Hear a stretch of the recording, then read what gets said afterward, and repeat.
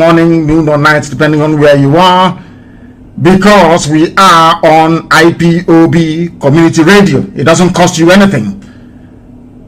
We know that some people, or should I say most areas in Nsukka, they are listening to us this very evening in the blessed land of Biafra. We are also on Radio Biafra app. We are on tuning. We are on FM. We are on satellite. We are everywhere.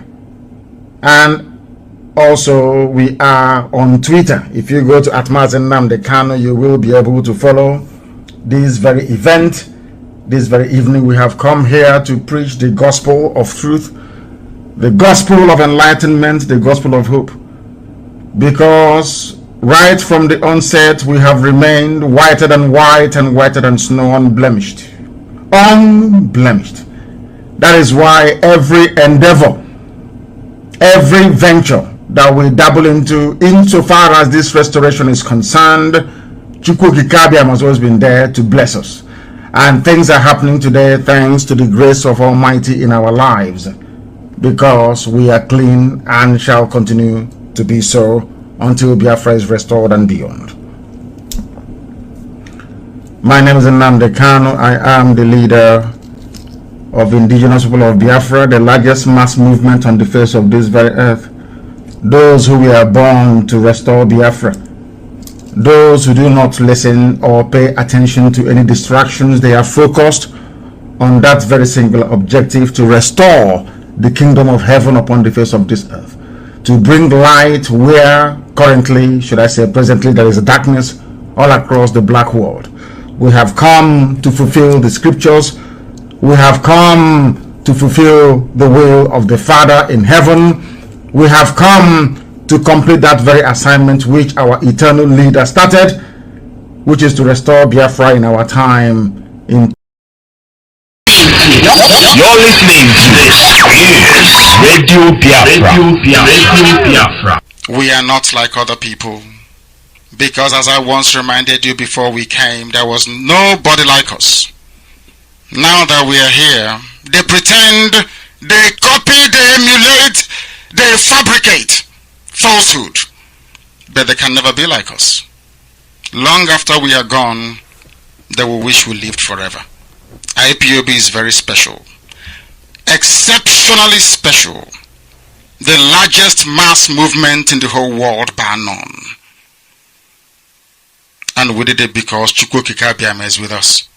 We did it because Chukwu Okike Abiama created IPOB himself. And we are here to pilot its affairs.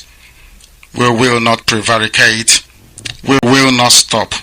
We will not slumber until Biafra is fully restored to its former glory.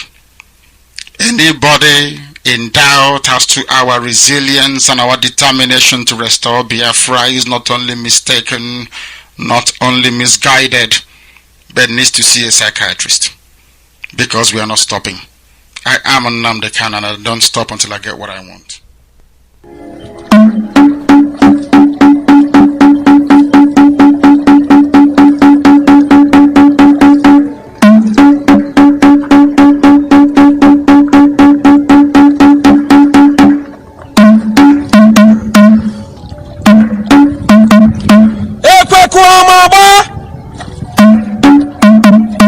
From 7th April 2022, the selling and eating of nama, also known as cow meat, is forbidden in Biafra land. Be warned. Good morning, good afternoon, good evening, wherever you're domiciled. This is Radio Biafra USA 2. We're live broadcasting live from New York. Today is a beautiful Thursday, 27th day of January 2022.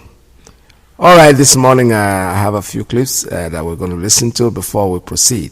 The first these clips are very long actually, so I'm not really going to be able to take all of them completely, but the one that I will take next was our speech by our late Eze Buruburu, our commander-in-chief at the time, and Odimegwu Ojukwu. He went to Ivory Coast, and then he made a broadcast that was very interesting. And for those of you who were not born at the time, that just came in. I said it yesterday, I made reference to all of you. That most of you are those kids that died of Pashoko, so you were not grown enough. Now you are grown, you are a man. We want you to listen to it attentively. I'm going to have to read it out for you. Like I said before, it's quite a long one, quite a very, very long one, but I'm going to try, to summarize it as much as I can. All right, this is Ojukwu's speech in Ivory Coast. 3 days ago, I left the Republic of Biafra with certain members of my cabinet as a result of a decision taken by the cabinet in the interest of our people's survival. I want you to pay particular attention to this speech because it has to do with what our leader Mazi Kanu has said over the years about what happened in Biafra, how they divided us in order to subjugate us to slavery, which they think they have succeeded in doing, but God knows they have not, because the struggle will continue. Generations upon generations will continue this struggle until Biafra is actualized, whether they like it or not. Since my departure, I keep reading, it says, since my departure, events have moved with such breathless speed that friends and foes alike have been left not only bewildered, but confused. Everything that's happening, our leader is incarcerated. They try to see what is going on. People are talking. It is therefore necessary for me to address these words to the international press in order to keep the record straight and in pursuit of the object of my leaving the Republic of Biafra. This is Ojukwu when he went to Ivory Coast, when he left. I remember it very well. I was in the army. It is necessary in order to understand events that have led to the drama of the past few days to look back at the origin of our conflict and conduct in this war. Biafra, once the eastern region of Nigeria, listen to that. Biafra, once the eastern region of Nigeria, was one of the three sovereignties that bonded together to form a federal republic of Nigeria. Three of the reasons which made the sovereignties bind themselves together were: number one, mutual protection of the property, hence the fundamental human rights entrenched in our constitution and the arrangement made for the joint control of the police. Two, sovereignty against external and internal threats, hence the responsibility of the central government for defense.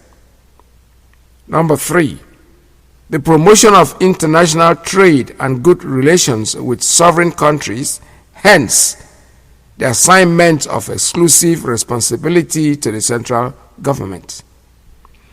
During the course of our first experiment in nationhood, it was clear that the federal organization had neither the will nor the desire to maintain that unity of purpose for which the federation was founded. In 1966, it became clear that the central authority was unable and unwilling to fulfill the terms of which it was established. Right under her nose, the people of eastern Nigeria, now Biafrans, were subjected to such an act of barbarism, such atrocities that gave clear indication of a genocide that was to come. The people of Biafra, in full consultation and believing that the only guarantee for security lay in the assumption or resumption of the sovereignty, mandated me to proclaim their territory the sovereign and the independent Republic of Biafra, and to take up arms, if need be, to protect the lives and the property of our people, and the independence was thus proclaimed. He had a mandate. Listen to it very attentively, because everybody is blaming him for the war. Everybody is saying Ojukwu started the war. Listen to this. On July 6, 1967, the federal forces crossed the boundaries of Biafra and attacked her defenseless population. Our people in the face of such aggression, had no alternative but to defend themselves as best they could.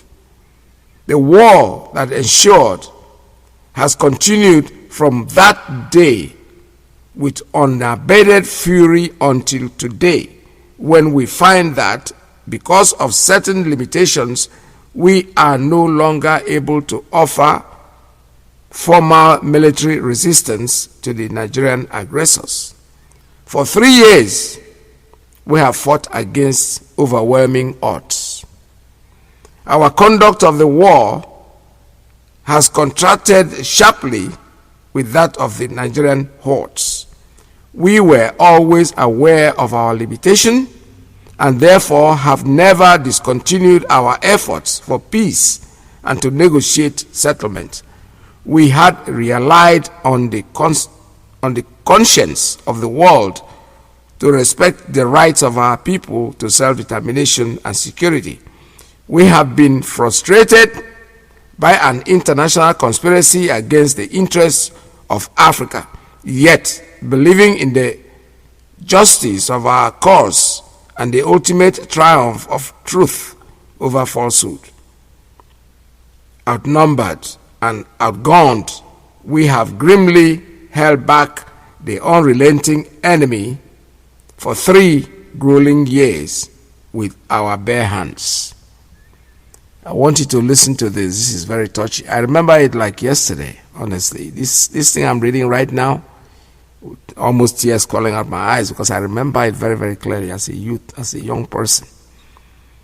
What these people did to us and how our leader, in the face of these odds, had to go out. I know. I was there. I saw it. Nigeria began her recent final offensive against Biafra in October 1969 after months of preparation, which included the starvation of our entire populace to such subhuman level that the movement of enemy troops through our territory became a mere formality. For months, we cried to an unsympathetic world, pointing the anger or the danger of the total blockade and siege warfare at this stage of world civilization. In answer to that cry, our people were further subjected to more deprivation by the drastic reduction of relief supplies, not only to menfolk, but to our women and children, to the aged and the very young, to the old and the infirm. By the end of November, the Biafra armed forces were no longer able to feed themselves. Our civil populace were neither able to feed ourselves nor the army. Yet, over 30 months, our gallant and heroic forces maintained their positions in the sheer hope of a miraculous respite. In the first week of January, the Nigerian forces, by a fast military move, took control of the last areas from where we had any possibility of obtaining food. In quick succession, demoralization set in, threatening national disintegration and bringing in its wake confusion and mass exodus. I gathered together at Owerri during the night of January 8, 1970, those members of my cabinet who could be contacted to review the situation. At that meeting, I presented in firm and clear terms the grim hopelessness of continued formal military resistance. I informed the cabinet that my primary duty in the circumstances was to seek the protection of our exhausted people and to save the leadership of our heroic republic. I therefore offered to go out of Biafra myself in search of peace. I decided personally to lead any delegation in order to give it maximum effect, and to speed up matters in order to save the lives of our people and preserve the concept of Biafra. I did this knowing that whilst I live, Biafra lives. Listen to that. I did this knowing that whilst I live, L-I-V-E, Biafra lives. If I am no more, it would be only a matter of time for the noble concept to be swept into oblivion. Before he died, there was Mazi Nnamdi Kanu came off. That's the man that the mantle is handed over to, and he's doing what he has to do. Because he said, while I am alive, Biafra is going to be alive. And there was Biafra getting alive before he passed on. Some of us are privileged to still be here. I call it privilege because I know that most of us even did not make it to be 30 or thereabout, 20-something. But we give grace to Chukwu Okike Abiyama for keeping us alive to see. I choose for the delegation, listen to this, the following persons: Dr. M.I. Okpara, my political advisor; Mr. N.U. Akpan, my chief secretary; Major General Nnamdi Ebo, the commander of my army.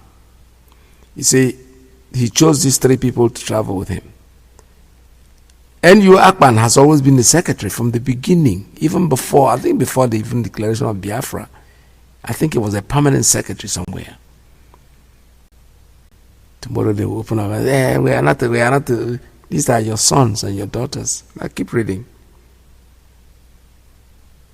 In the fluid and uncertain military circumstances, the cabinet considered it advisable and reasonable that families of envoys in or ongoing abroad should be sent out. My last hours in Biafra before my departure were spent in close consultation with Major General Philip Effiong, whom I had appointed to administer the government in my absence. And his last request to me was to take out his family and to maintain them under my protection. I agreed. Since the departure of the delegation from Biafra, we have remained faithful to our mandate. We have made contacts with friends and men of goodwill. We have spared no efforts to mobilize all forces in an effort to take food into Biafra on a gigantic scale. We have taken steps to alert the world to the real fears of genocide at the hands of the Nigerian people. My dear, I said it before that I'm not be able to read this entire thing because it's bringing some tears to my eyes, and I don't think I need to continue reading them. What I'm going to tell you is that nothing has changed since then. We are still in the same predicament that we were before the war started, which is what our leader Mazi Nnamdi Kanu has always tried to elaborate for us, for most of us who want to listen, because there are people out there who are so bent on sabotaging what we are doing. And like I'm going to make it as a special warning today. If you want to call my line, please be very ready, because I am out to knock you out if you ever go contrary to what we are doing, because enough is enough. I didn't know that there are some people that have been a suspect, as far as I'm concerned. On my program, they are suspects, and I suspect the way I talk to them will even tell them, if they have common sense, that I'm not finding it funny the way they talk. Today, a lot of people are inboxing me and saying the same thing, exactly the same thing. Whoever is concerned knows himself. I don't have to call names. I don't have time to call names, but if I get those nonsense on my calls anymore, that people come in here to talk rubbish, I will garnish you, I will insult you in the public. I don't give a shit about it. I don't care who you are. I don't care how close you are to me. It does not matter. What matters is the truth. Just speak the truth. I have learned it from my leader, Mazi Nnamdi Kanu. I don't have any permanent friend. If you fool yourself on my program, I will discard you like an idiot. So let's listen to Mazi Nnamdi Kanu, because this, what we are just listening to was what Ojukwu said when he went to Ivory Coast. Our leader, Mazi Nnamdi Kanu, is saying just about the same thing. This is also a long one, but I don't think I'll be able to finish it up. But whatever way I stop, we're able to stop it so that we can take our calls and discuss these issues. What concerns us is more important, more paramount to what we are doing than what anybody out there thinks. Our job is to actualize Biafra, and we're going to get Biafra regardless of what anybody says. Listen to this. Cool. Saying they will bring that will to become the head of state. They knew what was going to happen. Didn't start on the beginning. Nzobuku, so-called Nzobuku, yes. Saying they will bring that will to become the head of state. They knew what was going to happen. They wanted to truncate the economic miracle of Dr. Michael. But what I'm telling you are fast. Go and investigate for yourself. In the East, you have the fastest growing economy in the whole world, over 40% every year. In the West, Awolowo was performing his own miracle as well.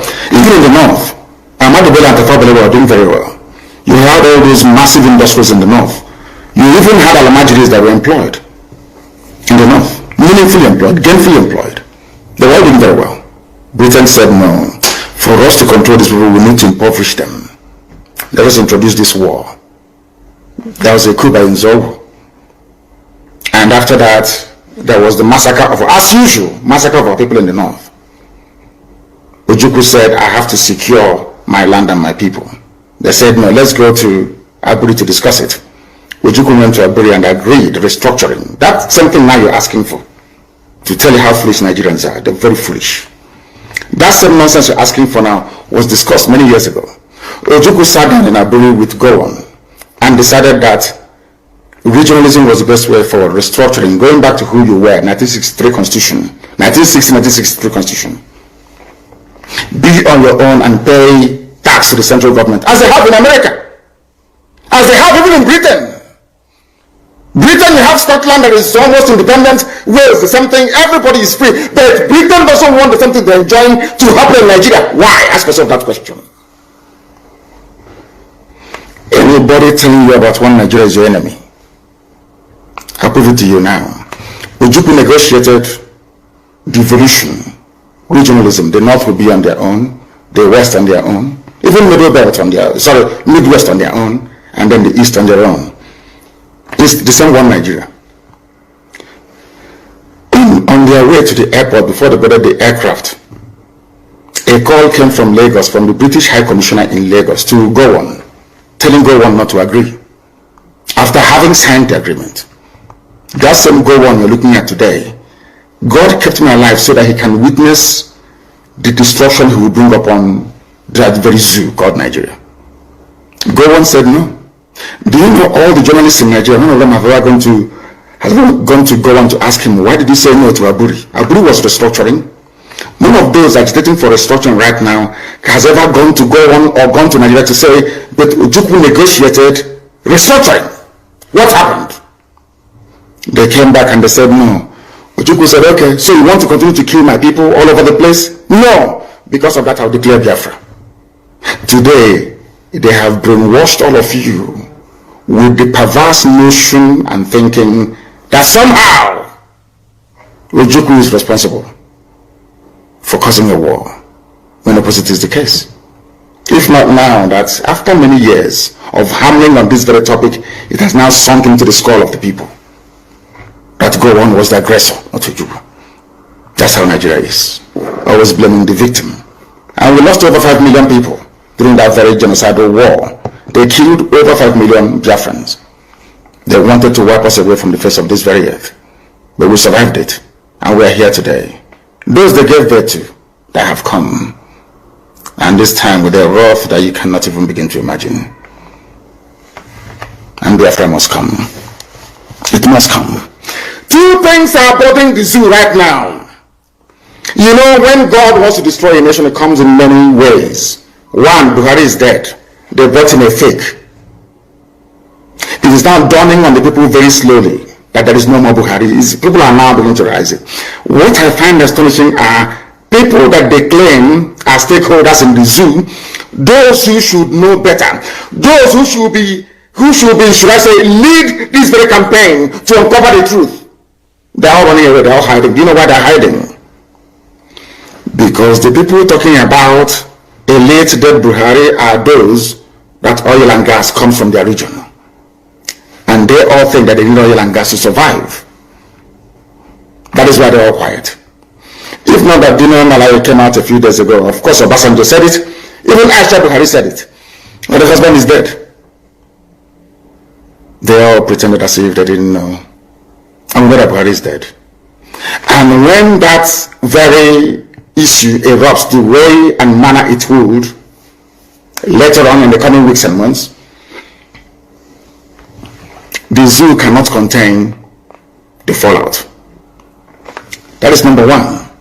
Number two is that everybody keeps talking about there seems to be no government, there is no direction because Buhari is not there.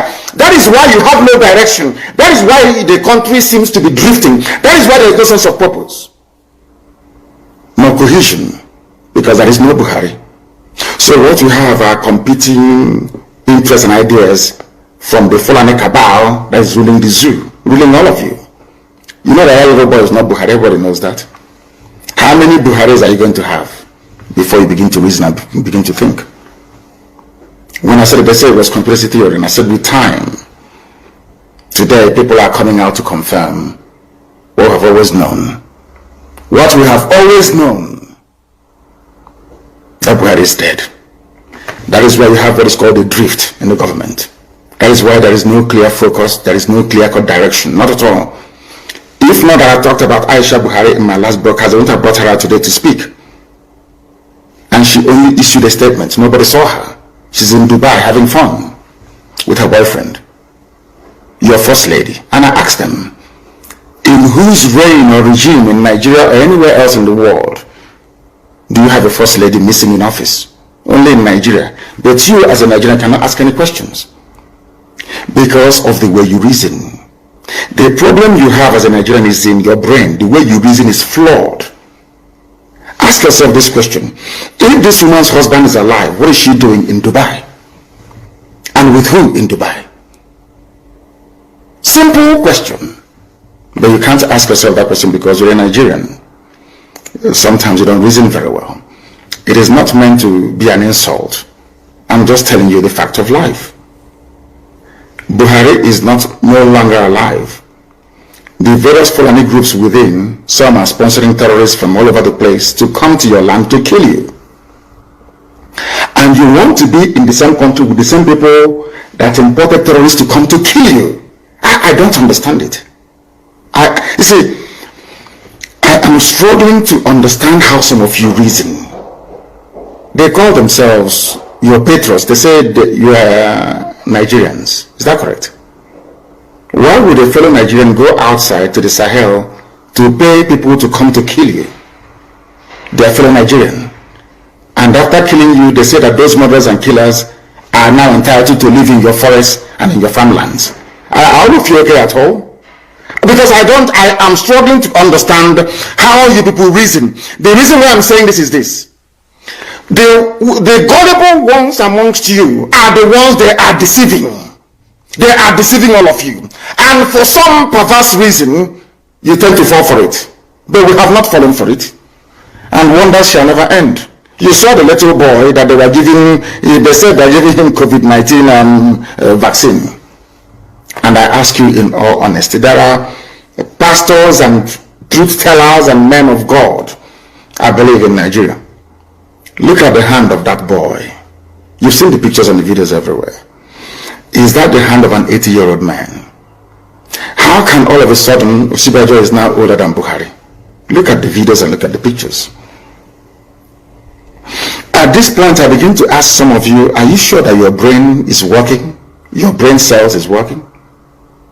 People say, oh, it is a conspiracy theory. All these things that you're saying about these people, and I'm saying to them, have you not seen the picture of Osibajo taking the so-called vaccine or malaria injection? I don't know. Look at the man they claim is Buhari. Look at his hand. Is that the hand of an 80-year-old man? Is Buhari richer than Bill Gates? Is Buhari richer than George Soros? George Soros is richer than the whole of Nigeria. Bill Gates the same thing. So if it is money that cost this very old dying man to now turn into a 35-year-old man, how come Bill Gates cannot do it? Or George Soros? Or even Queen Elizabeth for that matter? If they claim that the treatment that Buhari received that made him look this young was administered in London, the Queen is the Queen of England, the Queen of United Kingdom. Why wouldn't she go through the same treatment?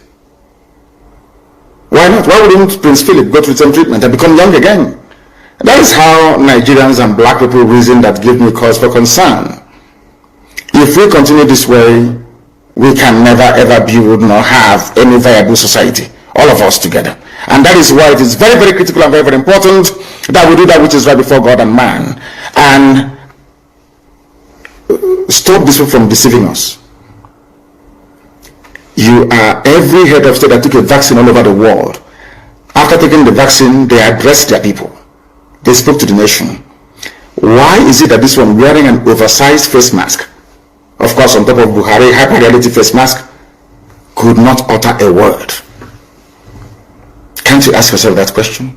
He came to take his vaccine. Go and look at other heads of state. They take their own vaccine in public and they speak. This one is like a mannequin. He comes out, you wheel him out, and they do something and he goes back in again. That tells you that Buhari is no longer alive. Buhari is in a shallow grave in Saudi Arabia. He's dead. And that is why they're in a hurry. That is why this governor can say, I will not listen to us. Or that governor will say, let's bring in more bandits, let's settle them. That is why the government is disjointed and dysfunctional. Nobody is in charge. Obasanjo knows that nobody is in charge. I think he said that he may not agree that it's a Buhari double, but that the Buhari now in Asorok is not the one he used to know. How else do you want to put it? He's been very blunt. He wants Nigeria to survive so that him and his friends can continue to enjoy oil money. That's all.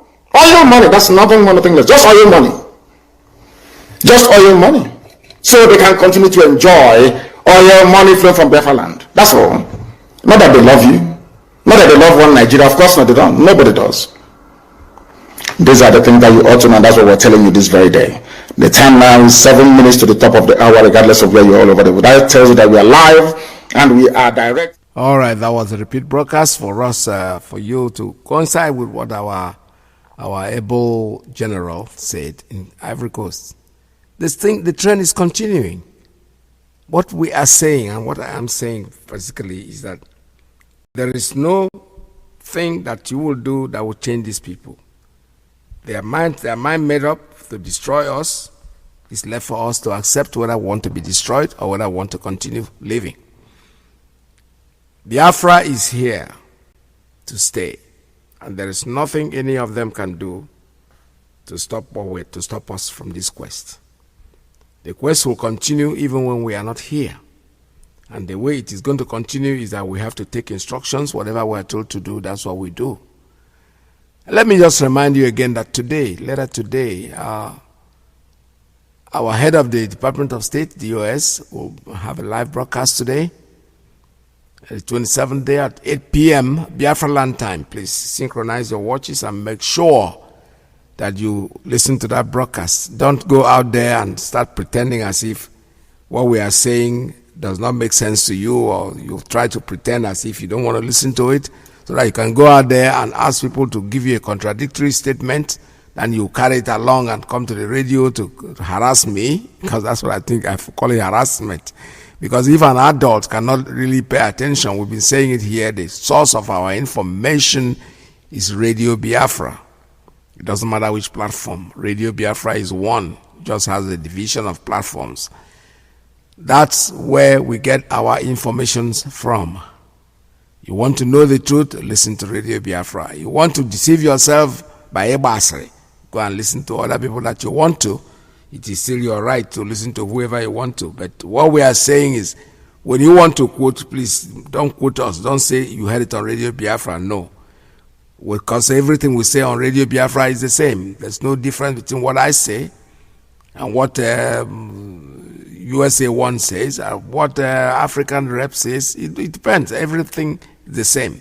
Radio Biafra London is one and only one, and there's nothing about it. See, reminding you that April the 7th, that is the day you stop eating all this nama that you are eating.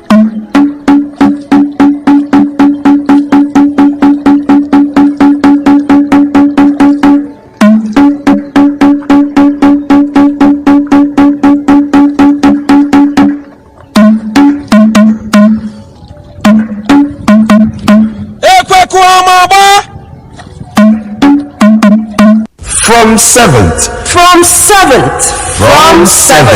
April 2022, the selling and eating of nama, also known as cow meat, is forbidden in Biafra land. Be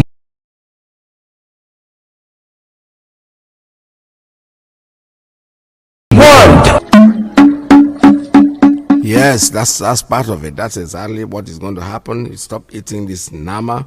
And anybody who doesn't like it, if you feel that nama is so important to you, you still have the right to travel over there, go there, eat it as much as you want, even live there with them. Don't bring it to Biafra land because it is forbidden from April the 7th. From that day on, nobody eats, nobody brings nama to our land. It's very, very unacceptable. We have enough, excuse me, you've had enough time for you to prepare yourself. For those of you who are butchers, who sell nama or who sell meat as their means of livelihood, you have more than enough time to prepare yourself to be able to make sure that this law stands. You cannot come in and disrupt what we are saying by going contrary to what we say. If we are saying, telling you, we're not only talking, even the outside goats, all of them will not come to our land. We don't need them in our land. Let them go there and eat it with them if you want. If you like it so much, like I said, you have every right to go out there and do what you have to do. This is Radio Biafra USA 2. We're still here taking calls at 646. Let's see. Well, let me do a little bit more talking before you can open up the line. I can see some people are so eager to call. Well, I hope you listen to the what we spoke about this morning, so that if you call, I don't want you to go contrary to it. I want you to stick to what we've said and discuss it. This is Radio Biafra USA 2.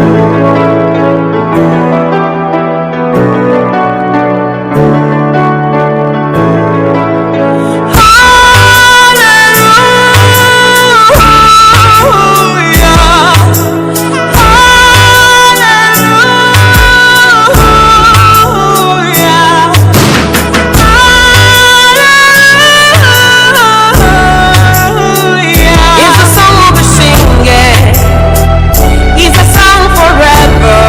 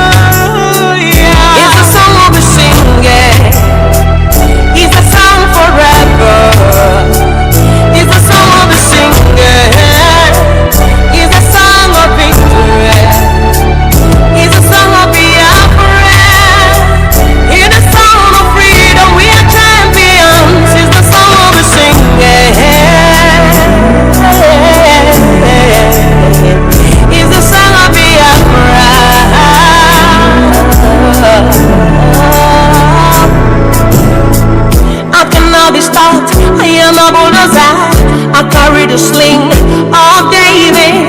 I'm the Lion King, a lion must fall down. Jericho walls must crumble to the rising sun. There's a star in the east, shining up in the sky, shining up so bright it's supernatural.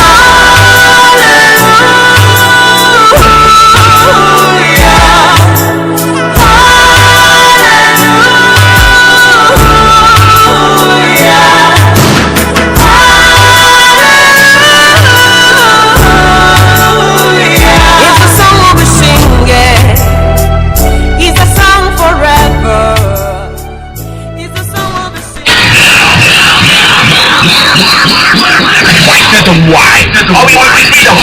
Radio station with more. You're listening to the radio station. You're listening to this is Radio Biafra. Radio Biafra. We are not like other people, because as I once reminded you before we came, there was nobody like us.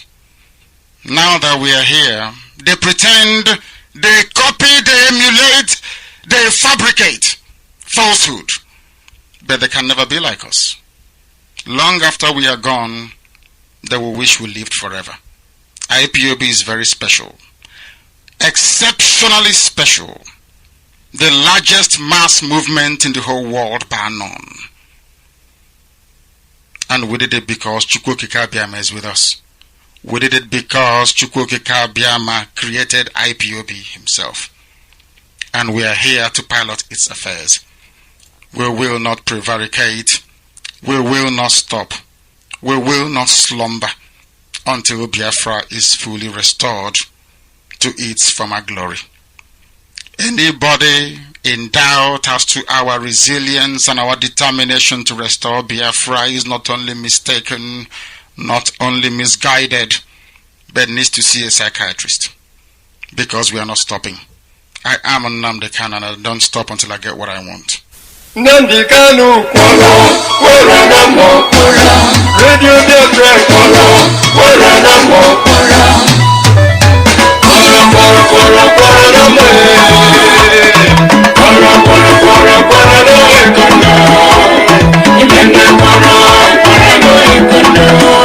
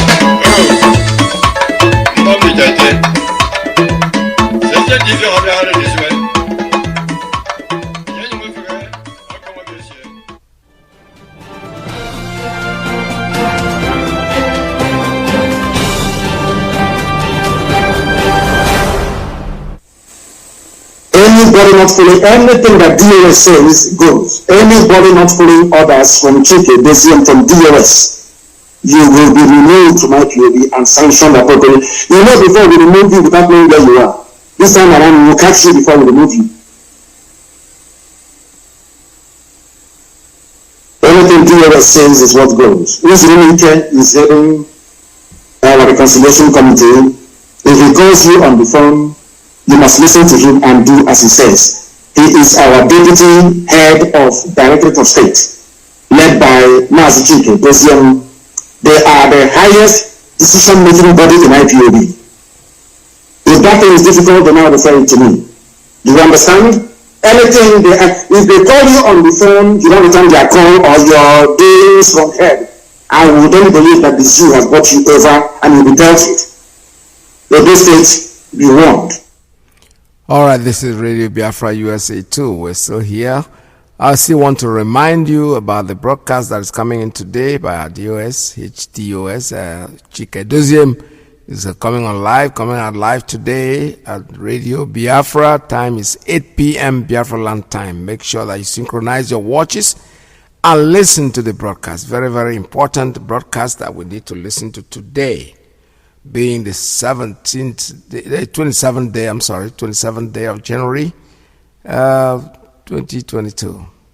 So make sure you stay tuned for that broadcast. It's very, very important that we listen to it. Don't say that you never heard about it. We are now making an announcement. MP Harriet Harman, has she not been here to discuss anything? No, she hasn't. She hasn't said a word. Her own constituents have written to her. She doesn't say anything. So what is going on? What is going on?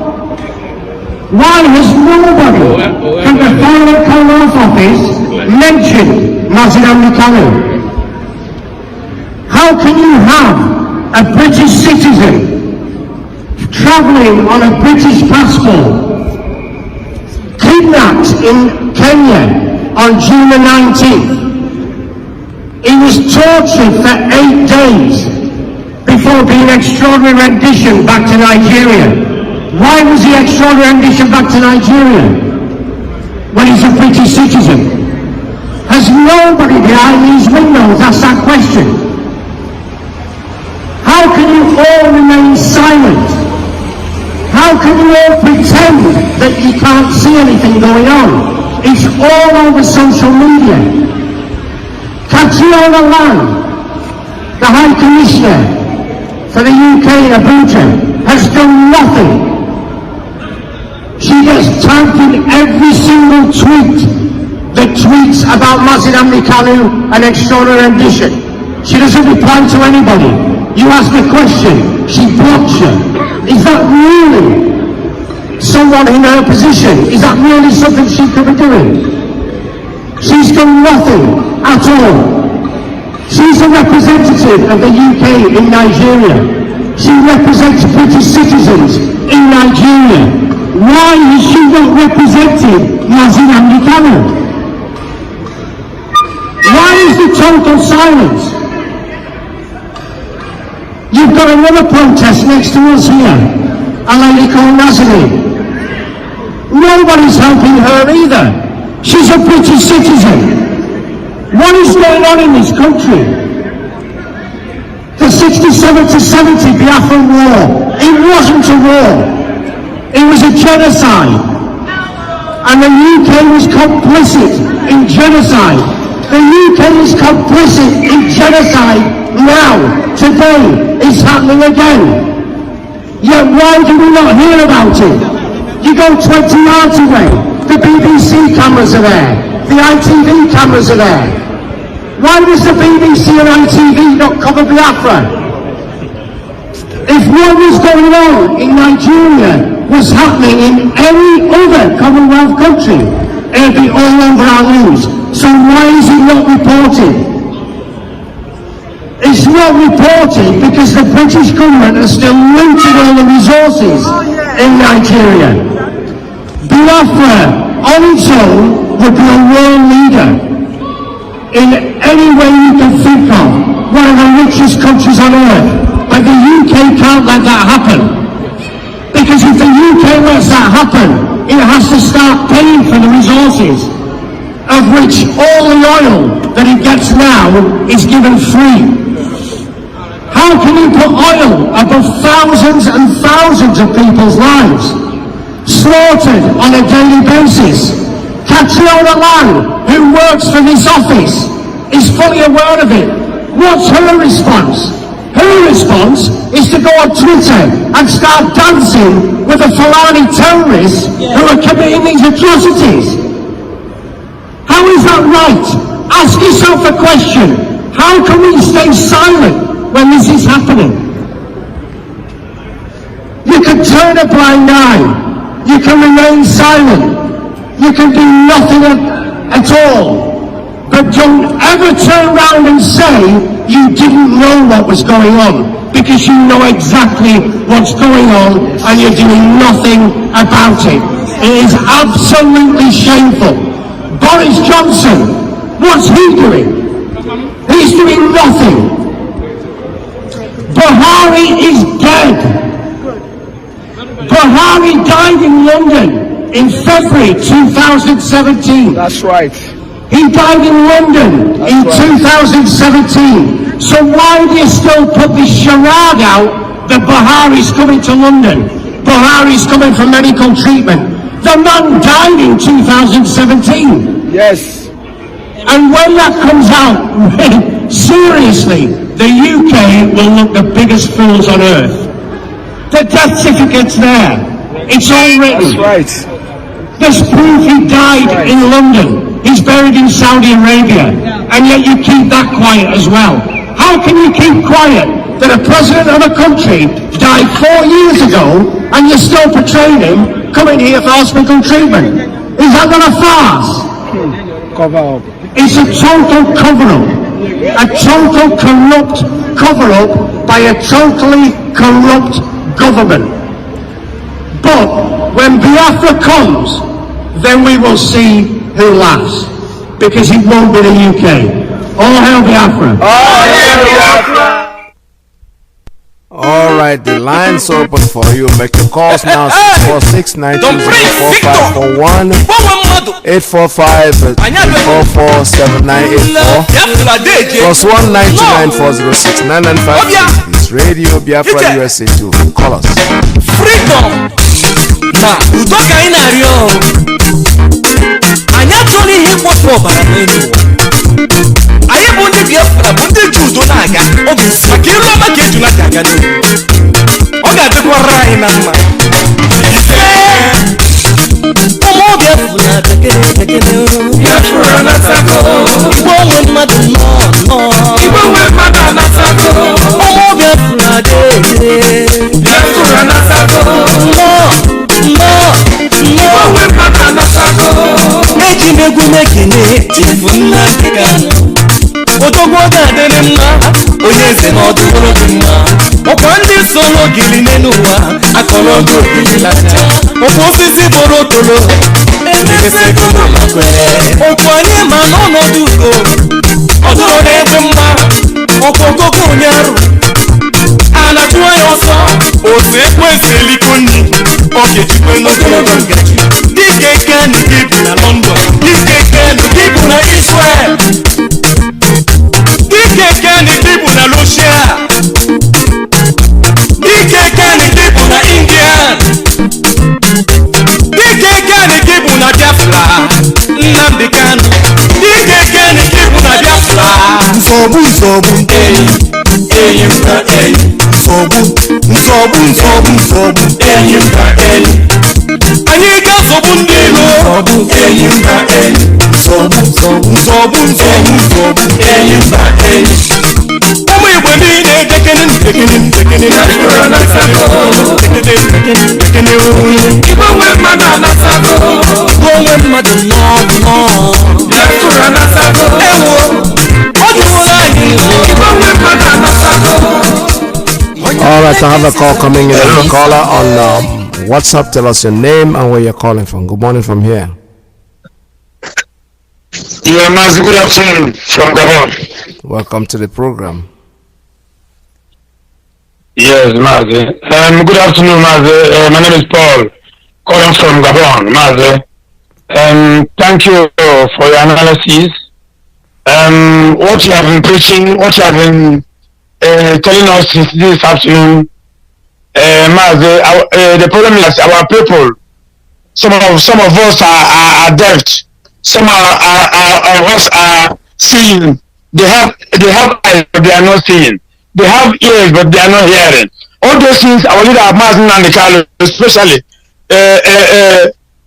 blessed memory Odumegwu Ojukwu has been. What is happening in the zoo today has been. The man saw those things many years ago. He decided to make sure that things goes well, but the zoo, the remain did not want it. But now they want that what our able leader want for many years ago. But I want to tell them it's too late. And now we have another prophet in our midst, Mazi Nnamdi, has been saying all those things for many years ago. Still, some of our people are not sharing. Some of our people are not listening. But I want to tell all those saboteurs within our midst that they are not going nowhere. They must go down. Because IPOB, Biafrans want to tell the world that we are freedom and we are looking for our freedom. That is why everything is like they are dancing and popping champagne. But I want to tell them that very soon they will see the rock of the Biafrans around the world and the rock of IPOB. So, and those saboteurs who are speaking out, especially when they don't have any money to feed their family anymore, they will come out on social media. They will come out. Even those who are looking like seven elephants in one elephant are speaking like I don't know what to say. They are speaking like mad people. But I want to tell them that they cannot stop the Biafra restoration. So, Mazi, this afternoon, I want to tell, especially IPOB Gabon, especially Promo Gabon Zone, under the leadership of our national coordinator, Mazi Chimamade, and our zone coordinator, Madabuchi. This afternoon, we are having our meeting at Promo Gabon.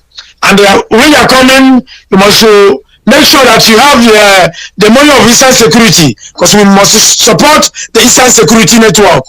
And if you know that you are registered in IPOB for many months now, for many years now, you have never touched your leg into our meeting, I want to tell you that today we are changing the register of Promo Zone. If your name is not in the book of IPOB today, that means you are not part of us, because you are a member of IPOB. If you see us on the way, my brother, where are we? But you are a member of IPOB, because you are listening to social media. You are listening to what is happening in social media. Some people are backsliding because of nonsense. But I want to tell you, last time ago, when they arrested our leader, some people do the same thing, and now they're still doing the same thing. That shows that some of us doesn't know what we are looking for. But IPOB are formidable. Those who are leading this flag to rise up United Nations, they are the one who knows what they are doing. And they said is for 100 men. And I want to tell you, this is the time now. If you are one of those 100 men, it's the time now you must rise up. It's the time now you must stand up for Biafra restoration. So, Mazi, just a little opportunity. I want to talk with our language here in French. Mes frères et sœurs, Biafra, yes, nous sommes le toc-toc de Biafra, et je voulais que tout le monde soit debout pour restaurer notre nation. Et notre nation, nous sommes les nations Biafra. Nous demandons pour le référendum. On veut le référendum dans le pays que vous comprenez qu'on appelle le Nigeria. Le Nigeria, ce sont les gens qui envoient les militaires vers ces peuples. Donc, mes frères et sœurs, levez-vous pour que nous avons notre référendum. Mazi, our radio satellite is not talking, and I know the people in charge are listening to us, and make sure that Radio Biafra is going viral around the world. And forget those saboteurs in our midst, those who are sabotaging this radio. God will destroy you people and your family. If you are sabotaging our radio, God will destroy you and your family. Thank you, Mazi, for the opportunity you gave to me. Sir.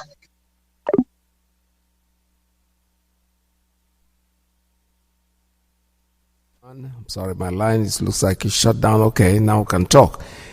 Line is open 646-920-4541 845-344-7984 929-406-9953. Yeah, we're having issues also with our music that we play.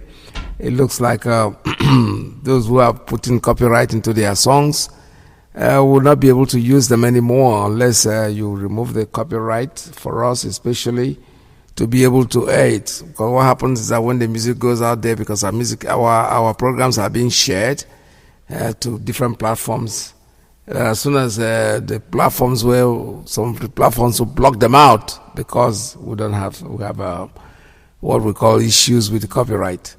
So if you're going to send me a song to air, please make sure that you don't put copyright on it, or give us permission to do it so we can present that. But you don't have to give us permission. If you don't put it, if you make a song specially for us, that'd be nice. And if you go, because definitely not all your songs that we can play. We'll play the ones that are pertinent with what we are doing. And then those ones, if you put copyright on them, then you are really creating an issue that will not go well with us. All right, I have a call on WhatsApp. Let us see if we take this one. Caller on WhatsApp, are you there? Tell us your name and where you're calling from. Good morning from here.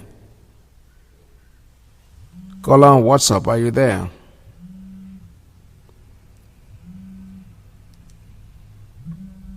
Let me try it one more time. Caller on WhatsApp, good morning. Tell us your name and where you're calling from.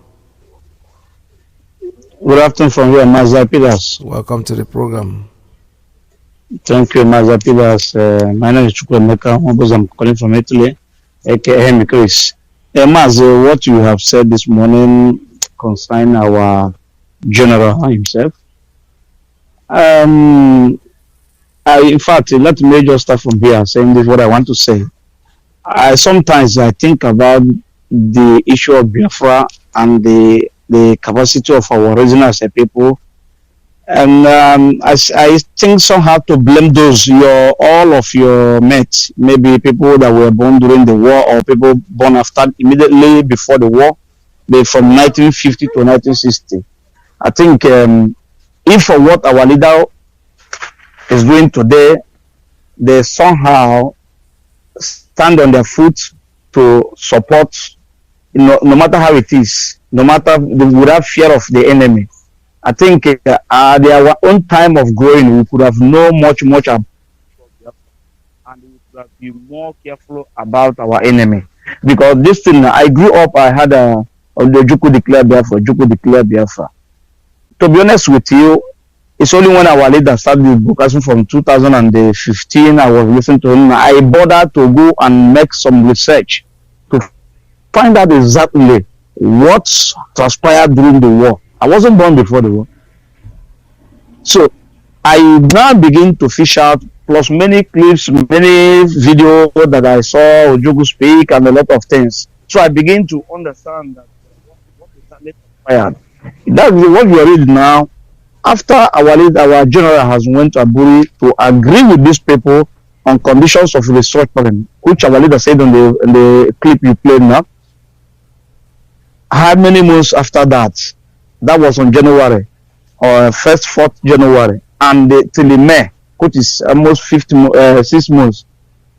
So before they came to attack our people and to fight. There's a lot of things, and they immediately divided, even 2 days before the war, that the one divided, created the river state or what, created some state in the western area, our river area, so that they will separate them from us, in order to get the people that are very stubborn. Actually, the people are stubborn. We are stubborn for good, to take things that is right.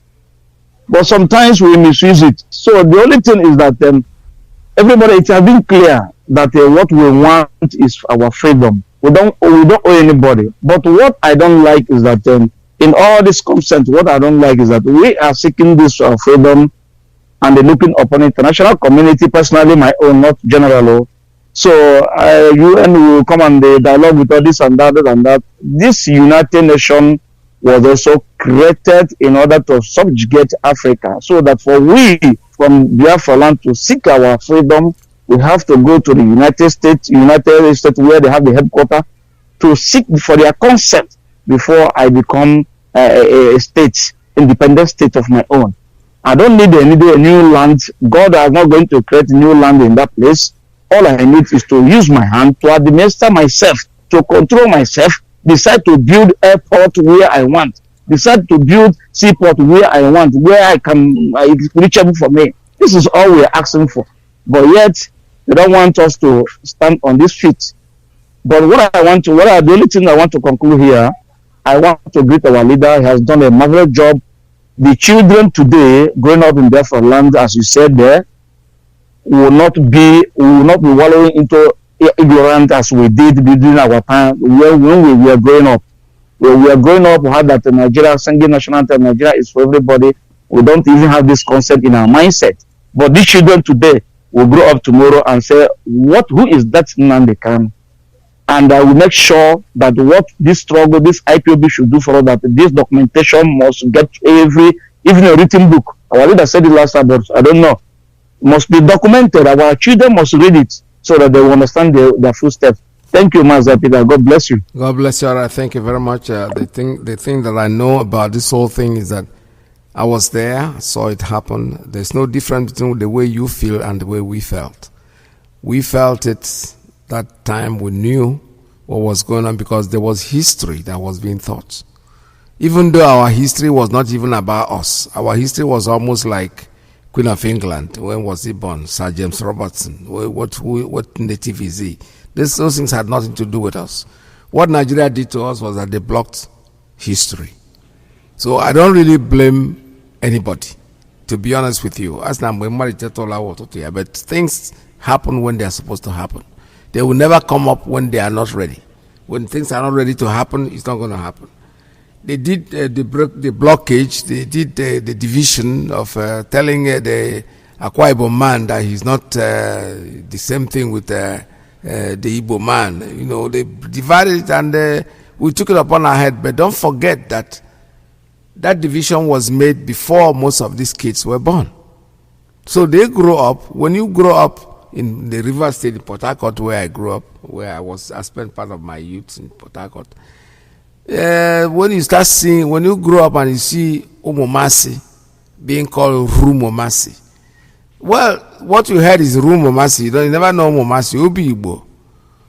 Obi Igbo used to be Obi Igbo. But then they changed the name to whatever they called it. And then these children that are growing up heard it like that. And that's what they're going to keep as the real name.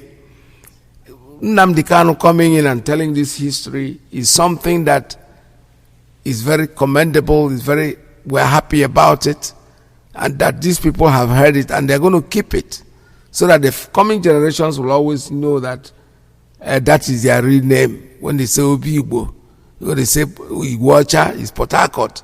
I never heard the name, even me, at my age, I never heard Igwocha until our leader, Mazi Nnamdi Kanu, spoke about it. I grew up in a place called Port Harcourt, and that's where I've been. Port Harcourt was a slave master, something like that, and they named the city about him. He was a genocide, he was a homosexual, he had all the bad qualities. Talk about it. But they still went ahead and called the city by his name. Because it's not in our making, it's not we that create these things. The British man came in, they are our problem. But it's going to take us, do not blame anybody for what happened during our time.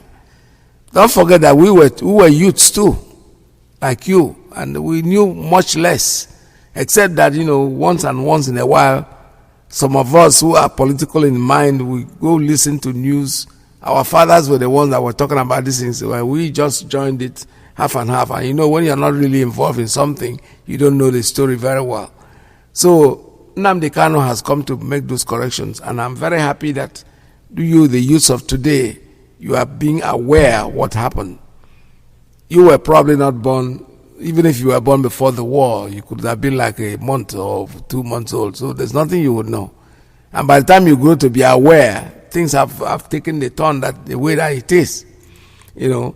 So what we are saying in a nutshell is that wherever you start, you say on your mark set, wherever you start the running, that's where you walk from. But make sure that you stay your eye focused on the ball. Do not allow anything to distract you. Because the idea of what we are doing is that when they successfully distract you from what we are doing, then you become somebody who is distracted. All right? So do not feel distracted. Keep the ball rolling. Make sure that you stay on the ball. Do whatever you're asked to do. If I'm asking you, there are no two ways about it. We are not forcing you to go against whatever you want to do. But the truth is that whatever we tell you to do, as long as you are a member of this organization, the indigenous people of Biafra, if I'm asking you, that's what you would do.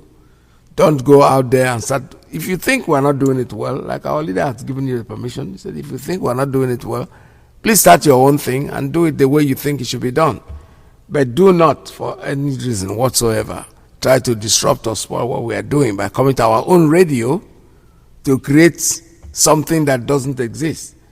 If you want to start your own, you are free to do so. But while you're trying to start yours, please make sure you start your own radio too, so you can make the broadcast to people.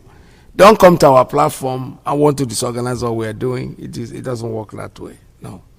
That's very, very unacceptable and exactly the truth. I have a call. Let me take this one. Caller on straight line. Good morning. Tell us your name and where you're calling from. That is just sir. Welcome to the program. Yes, that is Ndana Barry Maloya Muchichugo. There we go. Daddy, I want to go straight because I don't have airtime. I want to find out from those of us who have stood so gullible to this hour, who always come to, argue what we have been doing, not just only argue, who always tell us that Nnamdi Kanu is no longer doing it right, or he's the one, creating chaos that is making the zoo to kill us. Now, considering the two similar steps you played, from our revered Ojukwu and our leader, Mazi Kanu. The question I want to put to those people now is this. What is the rationale, the rationale between someone who said he wants to stay on his own? Now, you made mention, the speech came from Ojukwu that they went to Aburi. Yes. Now, after when they came back, did Ojukwu start war immediately? Did he use ammunition to start killing people? Because I remember in the line of his presentation, he said for like few months, they were as in blocked, as in these people invaded us and were killing us.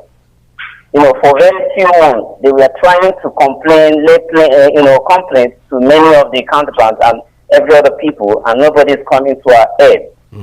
Now, the question to these people is this. How is it that Ojukwu created this war?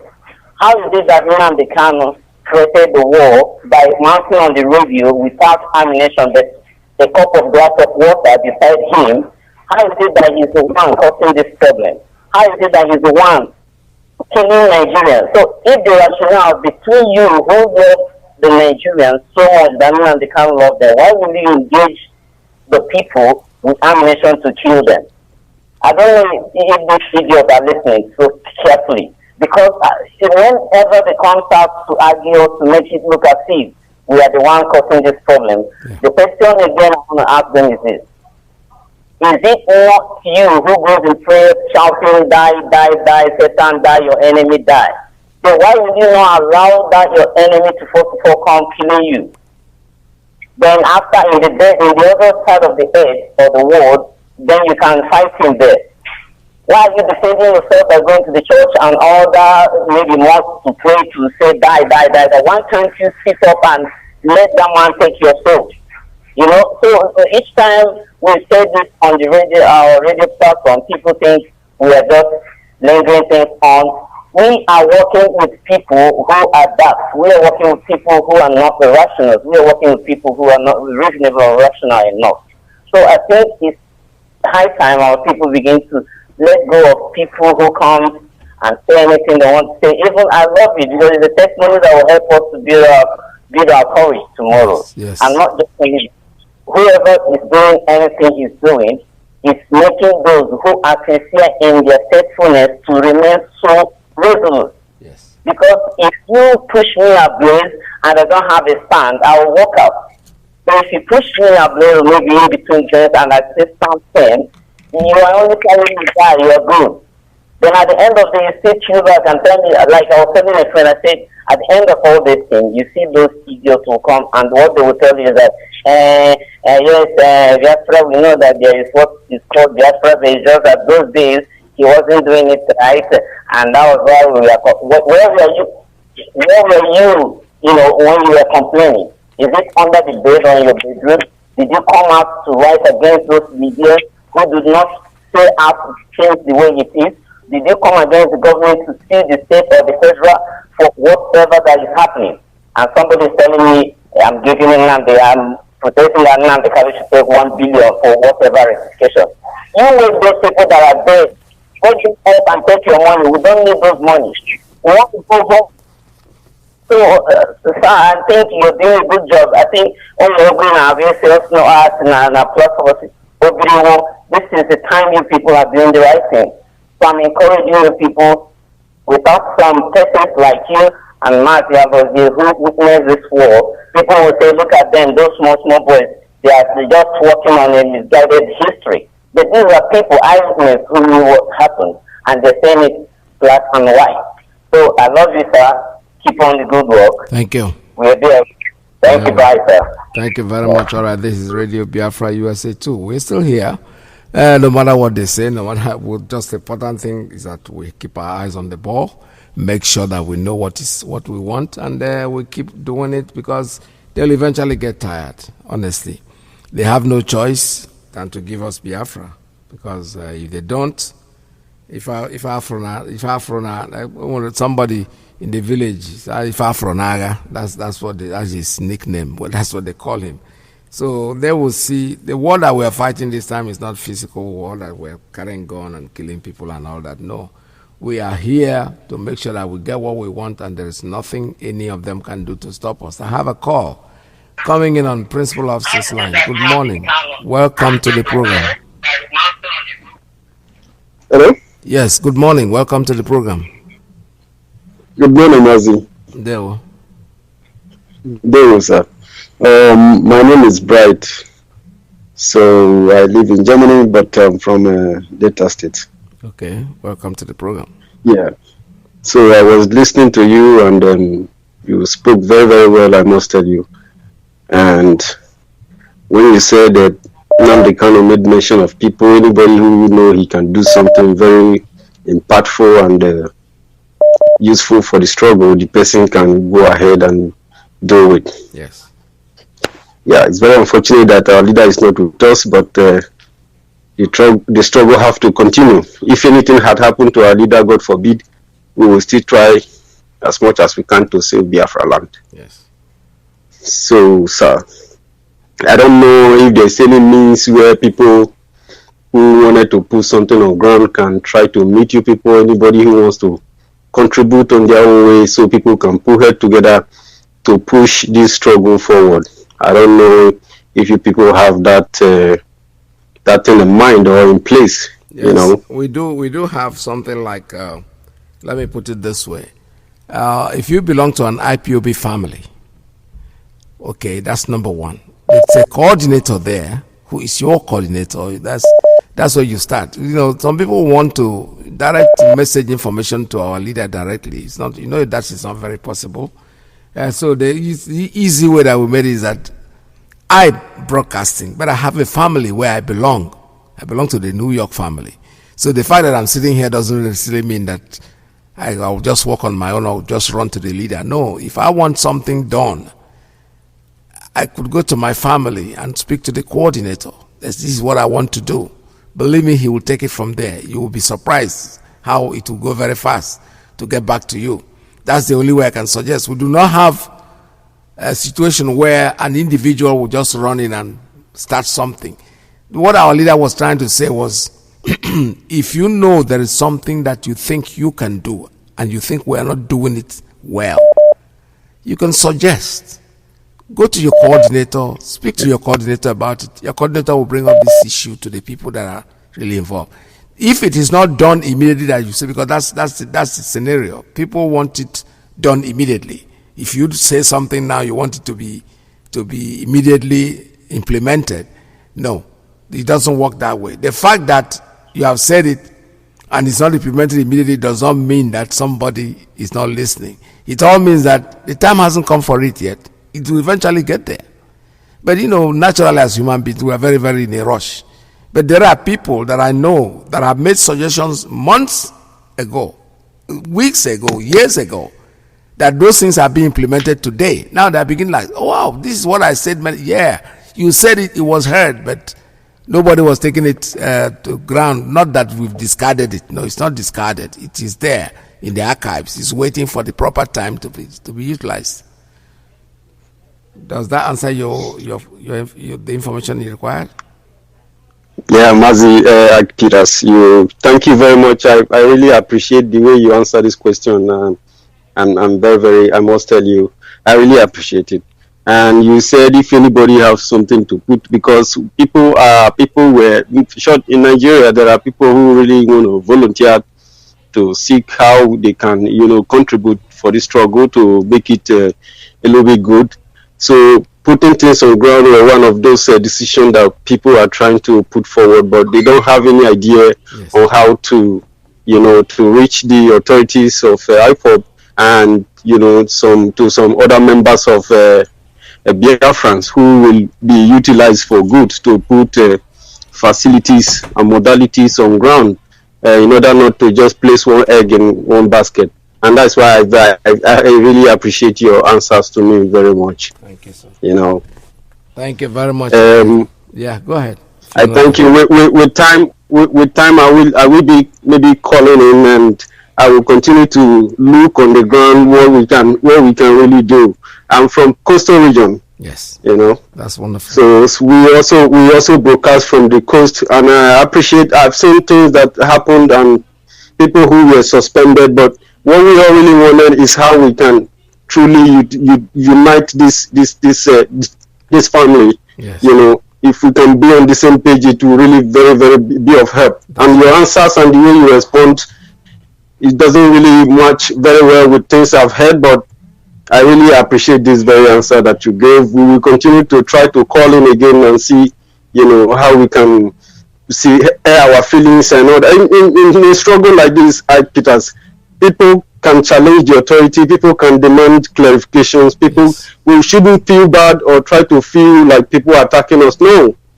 People can make suggestions, people can, try to hold their leaders to account, and their leader must stand up to that. And your answers show very clearly how you guys are really trying to come up. I appreciate it. Thank you so much. Right. Okay, bye-bye. Yeah, the point is that we have a structure, and the structure is what is more important. If you come in with a suggestion, because there are people who have mindset, they come in with challenges, they come in to create a problem where there is none. If you ask, like I said before, if you ask a genuine question, believe me sincerely, I swear I believe you will get a very genuine answer. But if you come in antagonistic, you are coming in with a mindset that things are spoiled, this is not being done the way you want. Okay, that's when we say, if you think it's not being done the proper way, please, why don't you just go aside and start yours? They will misinterpret it. Like you rightly said now, the impression you got before is not what you just saw, because you asked the right question. If you had come in to antagonize what we are doing, you will not get the answer I'm giving you. I'm telling you the truth. Because I'll be prepared. I'll be warmed up for that attack. When you come in with the right question, believe me, trust me, you will get a very, very reasonable answer. And this is exactly what we are. That's why we are here. People go out, they get information from the wrong sources, and they want to cram it on us. That's why it's so annoying. You get a source from somewhere else, you're already antagonized, your mind is all made up that these people are foolish, they don't know what they are doing, they are not doing this, they are not doing that, and you come down with that attitude. These things that we do, we learn it from Nnamdi Kanu. Nnamdi Kanu will sit down quietly and listen to you. Believe me sincerely. He will listen, and in the end, I know somebody in New York particularly, whom every time we have a meeting, he has so many ideas. And his ideas for him is supernatural. Is something that nobody can touch. And when Mazi Nnamdi Kanu came to New York, I personally told him, I said, oh my God, the man is here now, so you can ask all your questions. The man had a series of questions he wanted to ask, but believe me, he did just one question. And then he sat down. He didn't want to continue. And I said to him, you have other questions? He said, no. One question that I asked him has answered the rest of the questions. That's how it is. Because you ask the right question, my brother. That's why you get the answer that you get. We are not antagonistic. We want Biafra. All of us want the same thing. We are on the same platform. We are moving towards the same direction. Our target, our goal is Biafra. Some might go through with the train. Like, if you're going to a place, some might walk, some might run, some might go through the train, some might go by bus, some might go by Uber, whatever way they think they can get. The important is that we're going to one destination, and that destination is Biafra. So if you come in with the right questions, trust me, nobody is going to forget about what you hear on the outside. Good thing you had the opportunity to call into Radio Biafra, because it's not easy to penetrate this line. The lines are still, people are clamoring. There are people who, they have, in fact, one particular line will remain permanently with them because they are trying to make sure that nobody gets in before them. I have a call here. Call on straight line. Good morning. Tell us your name and where you're calling. Good morning. My name is Cosmos. I'm calling from USA. Oh, welcome to the program. Yes, sir. This very last caller, I think you gave him on due time because he asked his question. Yes. And you gave him a correct answer. And I don't know if you recognize that when he told him to go to his coordinator, he never referenced that in his question. Turn back to you. He never referenced, okay, I will, or I will not. And this is how he began to pick out some of these people that are out there, like you just said. You just spoke my mind when he said you pick up information somewhere and then you call me and start trying to dump that information on me and try to make me do what you just had from somewhere. And that is what is going on at every zone in the world. Those who are not effectively committed to the struggle, they are the ones that probably they come in and make 1 month payment and register and make one or 2 months payment, and then they think that they have the right to go out there and pick up information and come back. If that guy is a family member of IPOB, when you told him what to do, he would have referenced, okay, I will do that. And in fact, if he's an IPOB family member, he wouldn't have been asking that question. He could have gone to his coordinator to say, hey, I think me and some other people, we have something we can do to help. Yes. And then the coordinator will run it above to the regional coordinator and so on and so forth. They don't do that. These are people that are on the fringes or out there blaming and talking about IPOB, what we're doing and what we're not. He wasn't born yesterday. If he's old enough to call and articulate, he should know that he should know what to do. Now, there is another guy, the previous caller that called, was blaming. In this struggle, what I hate, sorry to use that strong word, is that blaming is what I don't want to hear. I don't want to deal with it. Okay? Yes, we know what happened in the past, we know the history, but there's no much we can do about it today. Let us adjust today so that we don't repeat yesterday. Yeah. But continue to hold on to what has happened in the past. I have no stomach for it. I have no stomach for it. Many of us were children during the Civil War. Congratulations, my brother. You participated. I couldn't because I wasn't old enough. I want to join boys' company. You know the time they put your head over your hand over your head. Yes. You see to touch the other ear. Yeah, that's what they did.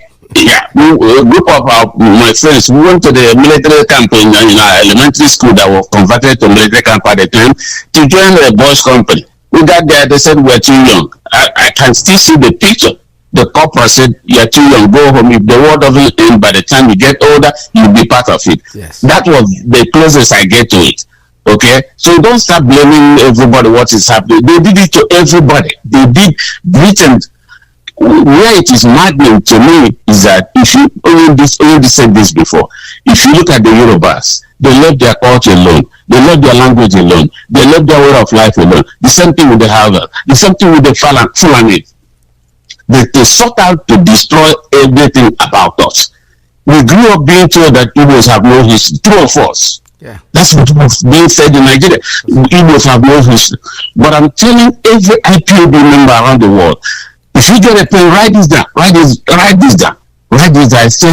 I tell people this every day. 2 years ago, somebody sent this to me. Okay, write down Biafra, Israel, 1824. Write it down. Biafra, Israel, 1824. Google it.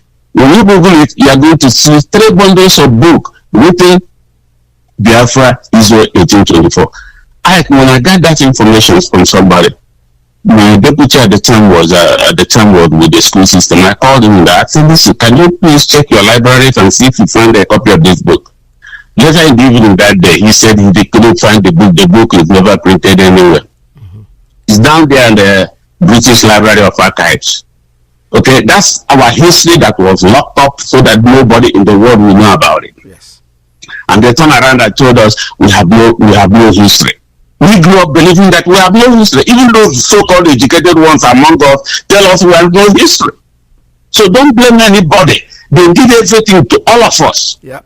Okay? They did it to all of us. So I don't like blame. This talk, when you bring blame, that's when you lose me. That's when I show you my ugly side. You can say anything you like about me. I don't like blaming. What can you do? Some of these people that I've called you this morning, I can read from my own experience here in my zone that none of them is a member of IPOB family. Yes. None of them.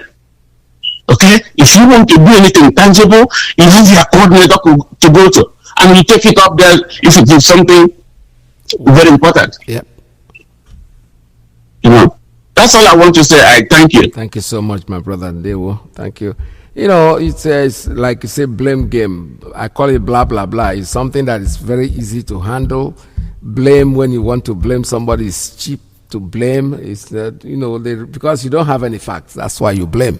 If you have real facts, believe me sincerely, you make a suggestion rather than blame. Because this is what they take to the bank. Blame.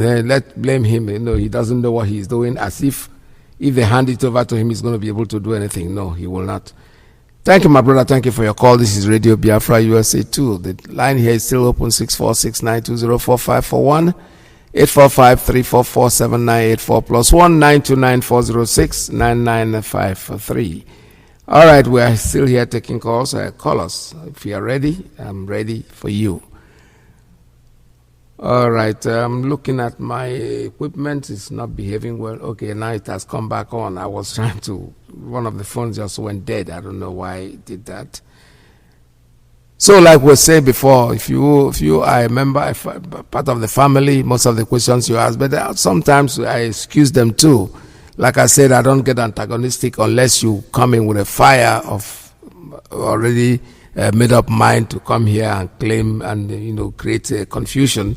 That's when I come after you. But if you ask me a very intelligent question, I will excuse your ignorance. I will excuse the fact that you are outside the fence, because if you are inside the fence, you will not ask certain questions. I see it happening always. I know it. As soon as somebody calls, I know where he's going. No matter how long you have been calling this line, there are people who have been calling Radio Biafra from the time I started this program till today. They have called. I know their voices. I don't know their numbers. I don't keep numbers. But as soon as when they talk, I know them. They are the ones talking. But they're still talking like people who are outside the fence. And if I go and investigate them, believe me sincerely, they are outside, because they ask questions that don't really make any sense. You know, something that you think If he's part of us, he's supposed to know this. But he's asking the same question, so which means he's not part of us. He's very, very much away from what we are doing. And I still excuse that. I don't, like I said before, we can never force anybody to become a member of IPOB. No, you don't have to do that. There's no need for that. If you call us and you are part of us, oh no. I have a call. Let me take this one coming on signal line. Caller, good morning. Tell us your name and where you're calling from. Oh, hey, Biafra. Oh, hey, Biafra. Oh, hey, Biafra. Mazi IYKE, good afternoon. My name is Mazi IYKE. I'm from Abreba. Abreba is in Umuahia province of Biafra land. And Abreba is a riverine area and also a hinterland area of Biafra land. I'm calling from here in France.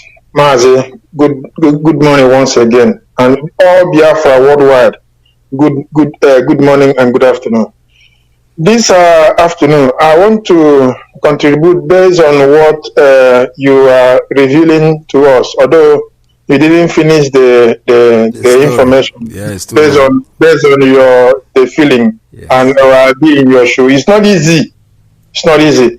Even though just compare it, just ordinary movie that we watch here in Western world, there are some movie you are watching, you carry away. It seems that you are inside the midst of them.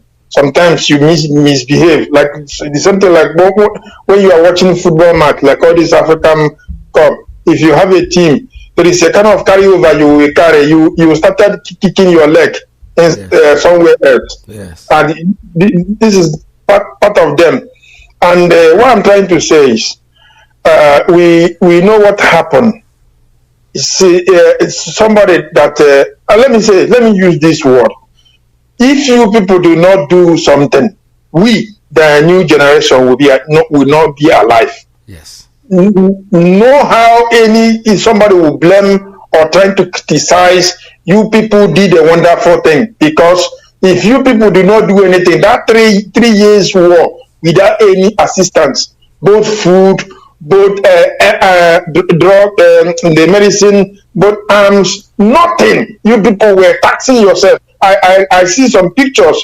People were using stick, going to face somebody that is using all these military arsenals, and they later come back with a uniform. Somebody will come without any shoe, come with slippers, and come back with boots. It's kind of encouragement. We're supposed to cherish you people. If your mates are still having if they are still having 1,000 that's still remaining, we're supposed to hold you people and also take you to honor you people every day, not to come in this hallowed platform and trying to criticize. It's not how some things are supposed to do, because we are in a generation who don't appreciate again. Because sometimes those people who are criticizing and they are accusing, if you tell them to go inside that field to go and do all those things, they cannot do it. They will sleep inside their bed. It's like when people always say, DOS, please give us the command. Give us the command. If they give you command, you cannot do anything. All of them will sleep off. Yep. Oh, hey, Biafra. God bless you, my veteran. Thank you so much. You know, the point is, like you said before, the war that I saw is not something describable. But let me be very honest with you. I was trained at the Enugu campus, of the University of Nigeria in Nsukka. I never saw a bolt action rifle. That was the gun that was very popular with the policemen at that time. It's like a very heavy gun. I never saw it live. The only thing I had during the training, most of us, 99% of us had, was stick that was carved like a gun. We were trained with a wooden stick. The place I touched the rifle first in my life was at Nsukka, at the same university campus in Nsukka. That's when I felt it. You know, you are being trained. Nobody ever gave you a rifle, because there was none. There was only one rifle, and who was only that rifle? The instructor. It will show you how to dismantle the rifle if it jammed. I never touched. Not I saw one that the instructor had, to be honest. The instructor was the only one that had it show us, okay, when it jams, you open it this way, pull it this way, and put it back on, and put your bullet on, and all that. We were watching like we were watching a movie. It was more of YouTube for us because we were looking at him do it. We never touched it, felt it, until I got to the war front. And what did I have? Slippers. But my brother, before a couple of months, I had my own SLR. That's what called SLR was like a machine gun.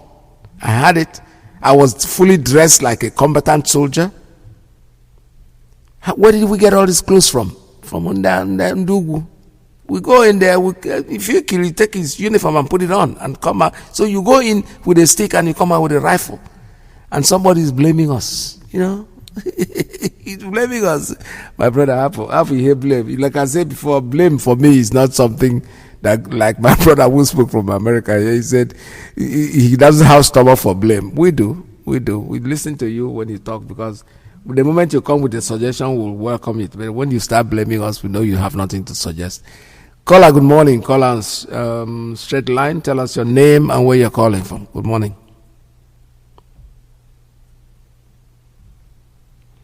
Thank you very much, my big brother Mazi IYKE. He's the brother of the calling from UK. There we Mazi, I appreciate you, and then I appreciate our leader. I said my ancestors died and protecting, and then I appreciate our GOS and HOD. You guys are doing us proud, and Biafra all over the whole world. I appreciate you. The Benin ones, Mazi. I understand your feelings, my big brother. Believe me, I do. If there is anybody that needs Biafra today, it's me. Because I know what I'm passing through here. But you see, it's quite unfortunately that nobody will blame you guys. Nobody. Anybody that blame you guys, I don't think that person is right sense. Believe me. You know why I'm saying this? If you look at what is happening today, just look at exactly the picture of what is happening today to us. And refer your memory back what Nigeria did to us in that genocide war. Just think about it. What they are doing to us today is a picture of what the atrocity they committed. Now, why am I saying this is this? You see,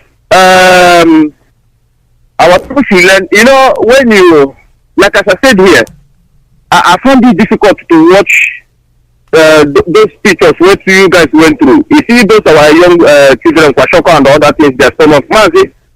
Like I said, I'm under oath. I don't watch it because it triggered me. I'm somebody who have high temper. How many years? I don't you know, I don't those things. That will question them. So when you those pictures, when anytime my eyes go, don't watch them. Because I know why I don't watch them. I know what my people are suffering now. How much more? I saw the video of our late general where he was shouting, "Let my people go." You can see the anger on that man. Let my people go. That video alone have said, that video, when I saw the video, I shed tears. I shed tears because I know exactly what our people went through. Are still went through. And now, you know, that is why I said that our people, if you know that how am I going to put it? Nigeria as a whole now, how are you going to listen to everything our leader have taught us? And you think you will come and love Nigeria? And then you see everything our leader have taught you. Everything this man has taken his time to lecture us. What Nigeria have done to us. And then you look at yourself, say you want to become a saboteur. You look at yourself, you say you want to betray your family.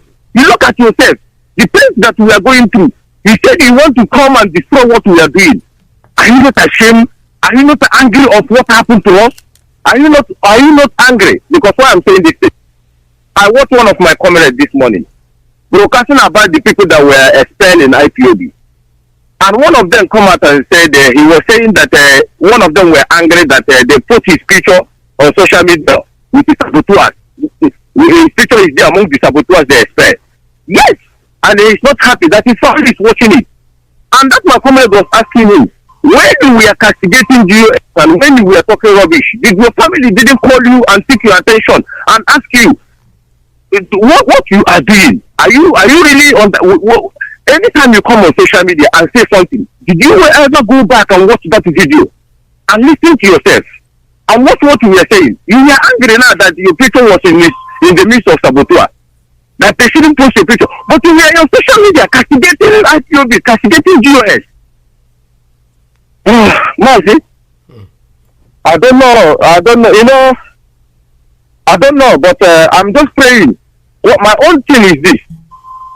I'm just praying for Biafrans to wake up so that we can rescue our leader. That is my own point now. We rescue Mazi Nnamdi, and we have to do it. Mazi, thank you for giving me this opportunity. All right, thank you very much. This is Radio Biafra USA 2. We're still taking calls at 646-920-4541. You know, people, they like I said, when you bite somebody, and feels the pain. That's the way you feel the pain too when they bite you. The people have been expelled, they have been expelled. They are not part of us. When they were criticizing and talking all their garbage, they forgot that the same people that they were talking about, their pictures are all over the place. Now you have been expelled and you're crying over it. Well, keep on crying, and that's all you can do is cry. The line is still open at 646-920-4541. 845-344-7984 929-406-9953. I have a call coming in on WhatsApp. Let's take this one. Caller on WhatsApp. Good morning. Tell us your name and where you're calling from. Caller on WhatsApp. Are you there? I don't know why you're not talking. Your line is open. Caller on WhatsApp. Tell us your name and where you're calling from.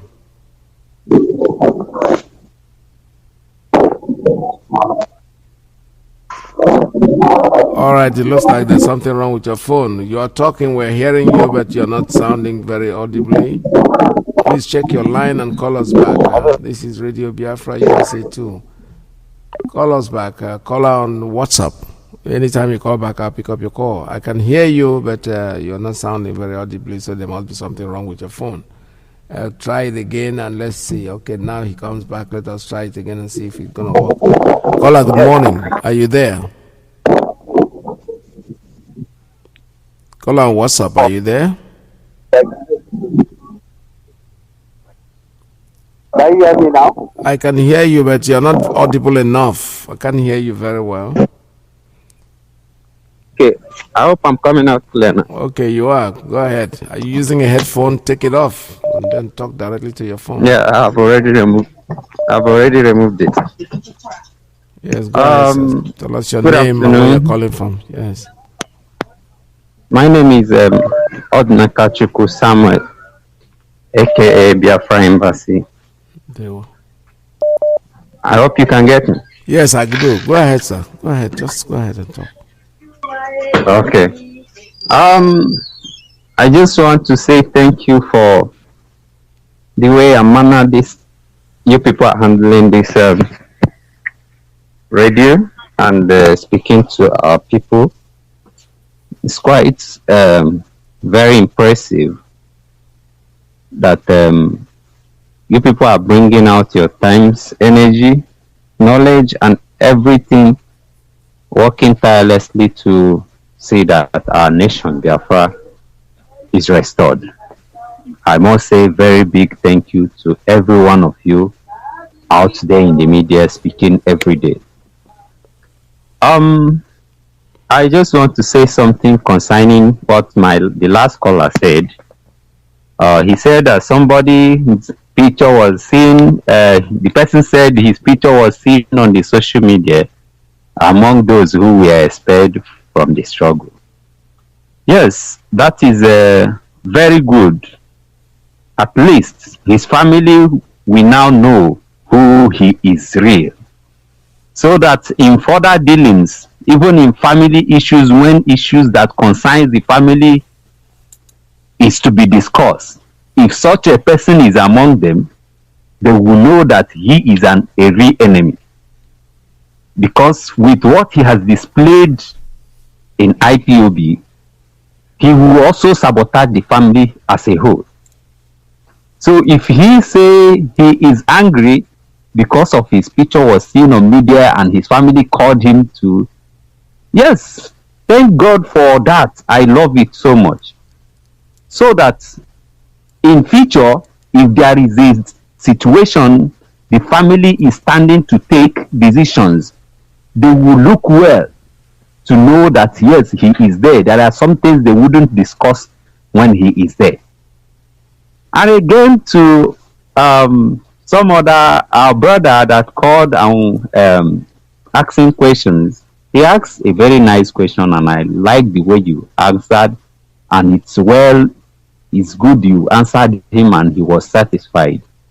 You know, I do tell people when this issue of rumors we are raging and people were saying all manner of things, I say, see, I have a friend here who I usually discuss with, though he's not a family member, but he usually come up with some kind of argument that they are baseless for me. I always tell him, see, as a person, I believe in one thing. I listen to everybody on their decisions, and then I like to keep my mind straight towards what I want. Yes. I don't believe in what people say. I believe in what I'm seeing clearly, and to the laid down foundation which I have come to swear and oath to protect. So if you are telling me that among the people we have who are working, that is called the duress, among let's say 20 people who has come together in one place and was instituted by our leader, that there will be a coup that will be plotted among them, that our leader will be betrayed. And since the time they have been saying that to this day, nobody have come out from that forum to say anything. That is a lie. That is a big lie. Yep. There must be somebody who is moved with the spirit that can come out from the among maybe 10 or 20 people who are gathered and called DOS, that can actually tell us what is happening. But there is nobody. So that means the people who is actually saying all these things, it's like when you are in a company, you have different hierarchy. You have a cleaners, you have a secretary, you have whatever as you form them. Now, among all those, there is what is called a board of directors. When you now have a cleaner coming to accuse the board of directors of not doing the right thing in making decisions for the company, how does that sound? It sounds abnormal. Because there are people who is there, this person doesn't even know how the decisions of the company are taken. They don't know how the process goes, but rather they choose to stand up one day and make accusations which they are not even having evidence to, and they want people to listen to them. It's anybody. I believe that anybody who listens to such comments and believe in it, they are not reasonable at all. Yeah. That is what I feel. So Mazi, for me not take much time, I want to also say that people who are blaming our ancestors who did well by at least letting us know that there is an error in the so-called country where we find ourselves, by fighting to protect who we are, that person is not capable of being an elder. Yep. Because if he can blame those who did mighty works that we see and believe, then what is he, that person actually, what is he doing currently? Because from there you know that there were scientists, those who build guns from scratch. Yep. From there, you know that there are engineers, there are doctors who they just did it out voluntarily and without even, let's say, acquiring the knowledge. Yep. But they were able to hold the war for 3 years. It's so encouraging to anybody who has brain and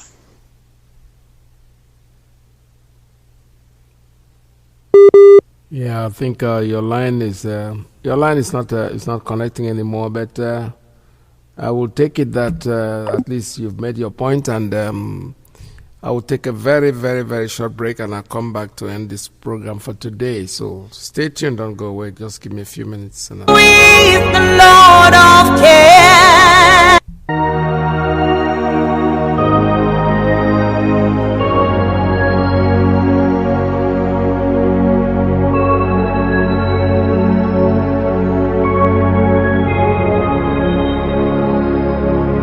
Are you ever burdened with the Lord of care? Does the cross seem heavy you are called to bear?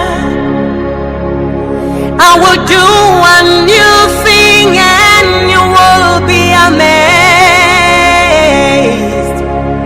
and you will call me my beautiful one. Are you ever burdened with a load of care? Does the cross seem heavy you are called to bear? I will do a new thing and you will be amazed, and you will call me my beautiful one, and you will sing Imela Chimo, Imela Chimo, and you will shout Imela Chimo, Imela Chimo, and you will say Imela Chimo, Imela Chimo, and you will call me my beautiful one. Oh yes, you will call me my beautiful one. Are your friends are gone and you are down and out? Are you so afraid that you are left alone? I'm the God of all flesh, nothing is that for me to do, and you will call me my beautiful one, and you will say Imela Chimo, Imela Chimo, and you will shout. All right, I'm back again. Let's remind you that later today, 8 p.m. Biafra land time, our head of the state of department, DOS, Chike Doziem, will be on air broadcast. So we want you all to pay attention to that time. Please synchronize your watches. The time is 8 p.m. Biafra land time. We'll be all there. We'll all pay attention to that broadcast, a very, very important broadcast that is coming. It's not something that you want to miss. You don't want anybody to come and tell you the story. I want you to listen to it because another bombshell is coming, and we have to listen to our leader. That's it. That's the way it is, whether you like it or not. They are in charge as far as we are concerned. They are appointed by our leader, Mazi Kanu. They are the ones holding face for him this time. So make sure you listen to them so you don't get confused, especially when it comes to February when they are going to court. What will happen within that period is something that we all want to sit down and listen. All right, I have one more call, but this person has to speak for just 2 minutes. Caller, good morning. Caller on WhatsApp. Please make it very, very brief. We don't have any more time left. 2 minutes. Yeah. Good afternoon from here. Welcome to the program. Yeah, actually, I wanted to ask a question. Tell us your name first. Where are you calling from? And introduce yourself, sir. My name is Chukwebuka Obide Ugokwe. Okay. Chukwebuka Obide Ugokwe. All right, go ahead. Yeah, I'm being okay. Actually, okay. The first question I want to ask is that, Yes, go ahead. why is it when people ask questions on the program, some of the program of the IPOB, they shut them off Because instead of explaining to them? Yeah, when you ask the question, if you come in antagonistic, you don't have a question. You have come to attack. If you come in with a question and you ask the question genuinely, of course you'll get an answer. There's no doubt about it. Nobody shuts you off. Okay. We shut you off when you come in an antagonistic. You're already mindset. Your mind is already made up on what the answer you expect. So you're not asking the question. You are now giving us your thoughts. So if you ask a question, I'm telling you very honestly, if you ask a question genuinely, you come on with an open mind. Then you come in and you ask a gentle question. Of course you'll get an answer. There's no doubt about it. I don't see anybody shutting you off for asking a question. It's not possible. There is. If before you know it, they will call the person autopilot, this and that. It does this, it doesn't really know. Like I said, I am still saying the same thing. When you come in with antagonistic mind, your mind is now open. You are expecting an answer, and you're already attacking. You already know what to do. So what is the point coming to the radio if you have a solution to what you are going to ask? If I don't know something and I come to the radio, I'm coming to ask a question because I want to learn something. But if I already know what to do, and I'm coming to the radio to say what I think should be done to the person that is, then there's no point bringing it to the radio. It's not for the world, it's for you. You already have a solution. You already have an answer. There's really some a lot of mistakes on the media presenters, a lot. On a serious note, you understand? Yes. Like point out one. I want to know. Yeah. Somebody said that he was expelled. You know, in freedom fighter, we need everybody. Hope you know. Yeah, I do. We need everybody. Everybody is very, very important. Yeah. Because okay. The duties are being shared in different ways. You understand? Yes. Because I can remember either last year or last 2 years, somebody called on our leader when he was still in London. You understand? Somebody was telling him that he doesn't trust him, that he would do like Wazirike, something like that. You understand that he's just there to embezzle more. I know. You know the program, right? Yes, I did. But our leader asked him question back. Mm-hmm. At the end, did you know how that conversation ended? Yeah. But because when this guy asked that question, he came with attack. Yes, he came with antagonizing. No, he did not. What he said, let me quote him. If you are doing the right thing, if what you're saying is what you're going to do, I will support you. But if you're going to do like Wazulike, when they give you money, you go away. That's not antagonistic. Our leader has to prove to him that I am different.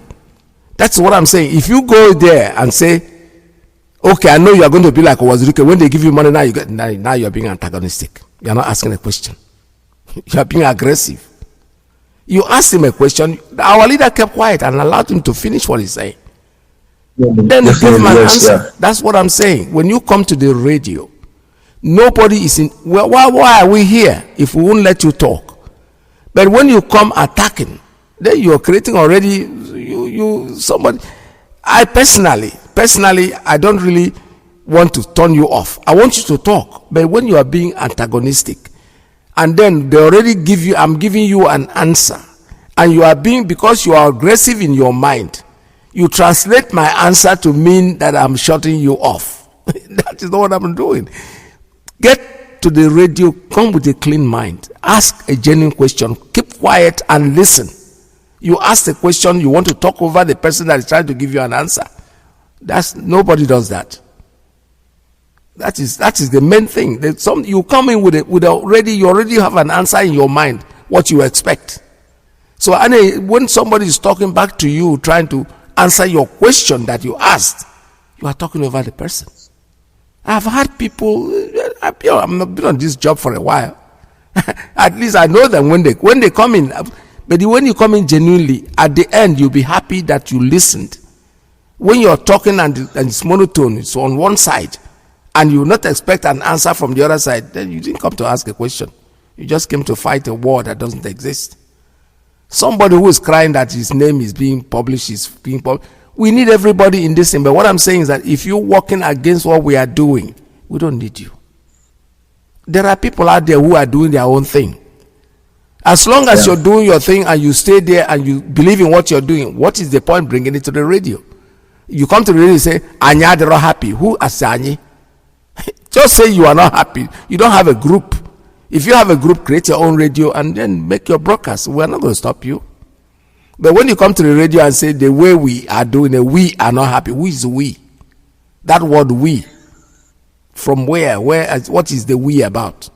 Because you want to create a problem. You don't have a we. You are just airing your opinion. Unless a group of people, a place you stay together and criticize. We don't recognize you people. We don't know who you are. If you have a group, stay in your group. Stay in your own lane. According to you. That is the truth. There are people in IPOB who have been given a job to do and they have to do their job. If you think they are not doing it well, it's okay. You have a free world. You can disagree. But keep it to your lane.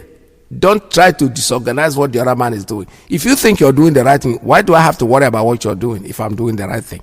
It doesn't matter. My good works will send the other person to the grave. But if I'm not doing the right thing and I'm struggling, I'm trying to make some noise for people to think that I'm doing something, then you have nothing. You're not doing anything. Then, secondly, if you people will organize a program for the IPOB media pages and groups, most times they do lie against others, which is not proper.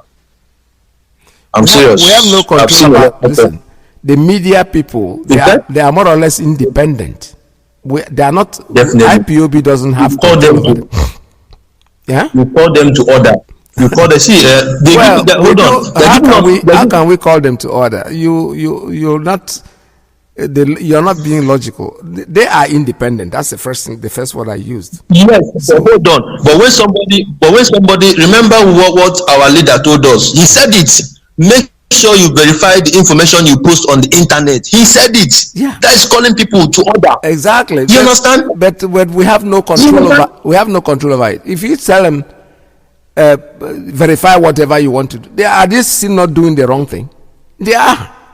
They are. Especially now that our leader has gone away, all of them have become crazy.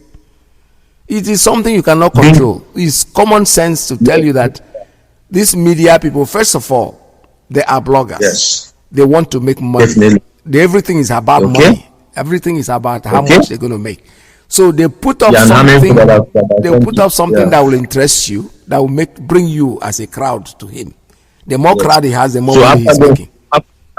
After going there, you keep on seeing abuse on them. It doesn't really make sense. And the problem is that those guys, they are really. I'm serious. Sorry to say, they are really bringing DOS down. I swear. How are they bringing them? Is DOS the one saying those things? Why is he bringing them down? I don't understand that. Why are they called the ERAT? The DOS ERAT? Because they're always protecting DOS. No. You understand? The point I'm trying to make is what the bloggers say. I don't know how it affects the DOS, but the way I'm going to put it is this way. They are not forcing you to come and listen to them. I don't listen to them. Let me be honest with you. That's the key. I don't waste my energy to go listen to them. No, I'm not saying that what they're saying don't make sense. But there are so many things. Yes. I'm so busy that I don't have time to look at it, to listen to them. But whatever they say, that is their opinion.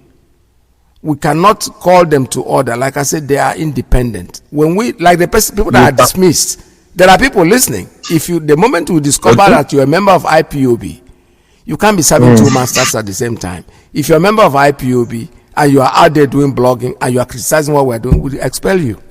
So you have no right anymore to do anything you do against IPOB. Now you are on the outside. But if you're on inside and you are talking against what we are doing, and we let you stay with us. No, it means we are encouraging you to do it. So the moment we describe that what you're doing is against what we're doing, we expel you. We didn't say you should stop talking. No, keep on talking, do your talking. But you're not doing it as a member of IPOB. You're doing it on your own. In fact, the IPOB even has the right to sue you to court because you are dismissed. You are not part of IPOB. There are things you will say will take you to legal process. I mean, this is common sense. If you're talking and talking and talking, you are inside us and then criticizing what we are doing. No, that's unacceptable. If you are not with us, if you have been dismissed, you have been dismissed. And the dismissal is public. So you cannot deny that I didn't know you were dismissed. And you say something that is derogatory to what we are doing, we'll take you to court. We'll take the legal process. It's as simple as that. It's about time people have to learn that everything is legal in this country, especially in this country where I live. You don't just do things anyhow. Yes. Let me ask again. Who are the IPOBs then? What do you mean, who are the IPOB? Because to my own understanding, hello? Yes, go ahead. To my own understanding, every Biafran is automatically an IPOB. Well, every Biafran is automatically a Biafran. Indigenous people of Biafra is IPOB. I can be, listen to, let me explain it very well to you. I am an American citizen. The way I sit, I'm talking to you right now. But I'm not indigenous American. I'm a citizen of the United States of America, but I'm not indigenous. I'm not a Native American. I wasn't born here. My children are.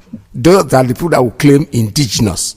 Not people like me that came from somewhere and eventually got nationalized. So when you say Biafra, of course everybody in the eastern region is Biafra. We have the indigenous people of Biafra. It's set up that is made to make sure that you participate in what we're doing. You can't sit outside there and tell me you're a Biafran. Then people are making contributions and you're not doing anything. You're not playing any role. And you are just there, fold your hand, I'm a Biafran. It's okay, you are. Nobody's doubting you. But there are certain, you should be ashamed of yourself because this is like eating the bread of shame. You are not participating in what is happening. You are out there just after all, I'm a Biafran. If they declare Biafra tomorrow, nobody's going to stop you from coming to Biafra. No. If that is what you're waiting for. But what we are saying, when you are indigenous, when you say IPOB, we talk about indigenous people of Biafra. It's an organization that is created to tell you that there are people doing this struggle. Nnamdi Kanu is in jail right now as we speak. And you say outside, I'm a Biafran, and you're not even participating in any shape or form. What you can do is probably throw in 1 penny or 2 pence there. Go to rallies. They do rallies, you come out, you talk, and people will see you. You are not doing any of that. But you are a Biafran. I call it bread of shame, my brother. You are just reaping where you didn't sow. So as I was saying, everybody, to my own understanding, because most times when you talk online, they will tell you you're not an IPOB. What do they mean by you're not an IPOB? It sounds so stupid. No, let me explain what they mean. I never see that happen, but you know something? When you I've seen it many times. No, hold on now. Let me finish. Why they tell you that is because of the questions that you ask, what you say. They know that if you are a member of IPOB, you will not say those things and you will not ask those questions. Because these are things I explain in the meetings, yes. Do you know, let me give you a very good example. We have meetings, hold on, we have meetings in this country.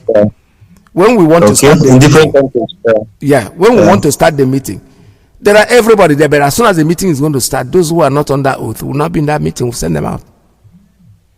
Whatever is discussed there, you don't know. Because you are not part of us. You are a Biafran, no doubt. Nobody is arguing about your Biafranhood. But when you're not part of what we're saying, you'll not be able to understand what we're saying. When you ask certain questions outside, they will tell you, go and sit down, you're not the IPOB. Because they know that the question you are asking is something you're not supposed to ask if you remember. I have to go right now. Maybe next time you call me easier. Call me earlier so we can talk about all this, all right? I have to go because my time is up and I don't want to infringe in the other man's time. We have to give room for anybody to come in and do what they have to do. This is Radio Biafra. From me to you, I am going off the air this time. I'll be with you again tomorrow, God's willing, at same time. From here, from me, it's goodbye.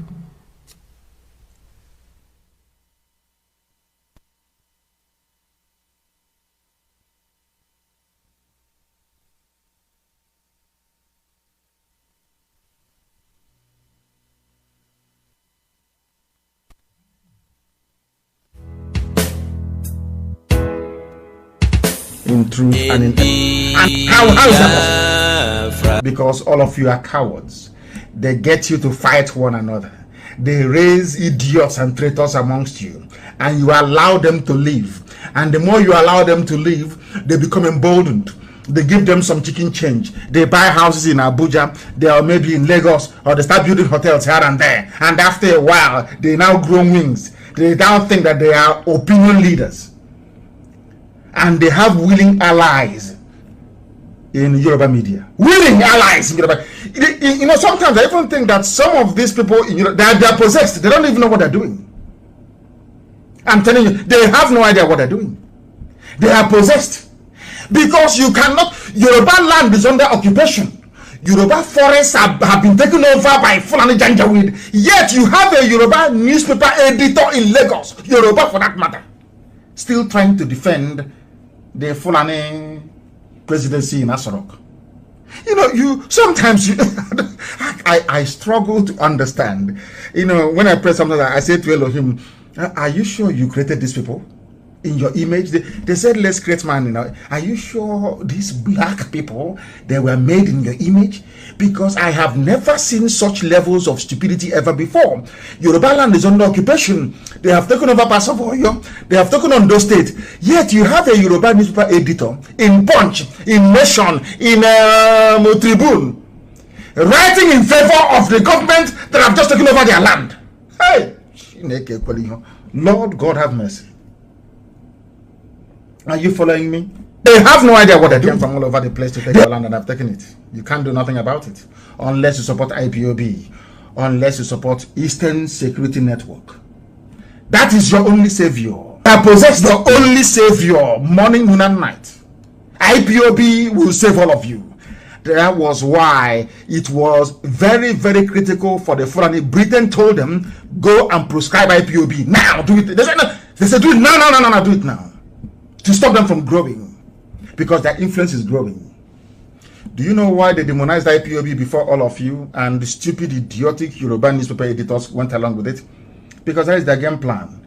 They always divide you. They sow seeds of doubt in the minds of people, so that you end up hating those that have come to save you. You know, that's a very subtle thing that Western intelligence use in Africa, and it works perfectly well. In Africa, if you are a redeemer in Africa, those you are coming to save will end up hating you. They will hate you because there are some units within Western intelligence across Europe. That is their job. Their job is to make sure that anybody who comes out to save the people, that the people he's trying to save will hate him or hate her. That's how we are. And the black people are very, very easy to manipulate. They manipulate them. They start hitting those that came to save them. Everybody knew that what Ojukwu went to. Every day I talk about Ojukwu and Aburi Accord. Everybody knows that Ojukwu went to Aburi Accord to go and negotiate for regionalism, for restructuring, the same restructuring they are now begging for. The same restructuring. But when they came back, nobody told, Britain never allowed the people to understand what Ojukwu went for. They said, oh, he's a rebel, he's a rebel, he's a rebel. Today you are begging for the same thing that Ojukwu fought for, and over 5 million Biafrans died for. You are still begging, and you want to wait for a Fulani man to wake up one morning and say, okay, now they claim they are Northerners. We Northerners, we are now satisfied. Come, let us renegotiate Nigeria. Can you imagine such rubbish? What an insult to the entire South and Middle Belt. What an insult! What an insult! A few handful, they're not talking up to 1,000 people. Determining all of you are the sheepishly. One Nigeria, the unity of our country. And I have said it anyway, allow me to repeat. You know, the level of stupidity I have seen in black people, believe you me, that was the reason why I said to God in heaven, in my next life, I don't want to be a black person. Because of the level of stupidity I see in an average black person. Now, do you know that today, the news broke, I put it on my Facebook page, they allow me to do that, but not to broadcast. Do you know that today, the new president of the United States of America, Joe Biden, called African leaders, but did not call whoever they claim is in Asorok, because there's nobody there. Absolutely nobody. The Foreign Affairs was supposed to know that this man is going to make this call and patch his call through. Nigeria is meant to be the #1 to call in Africa. Is that not correct? They called other people. They didn't call the one from Abuja in Nigeria. And I said to God, but you gave human beings, even animals, common sense to be able to use it to reason.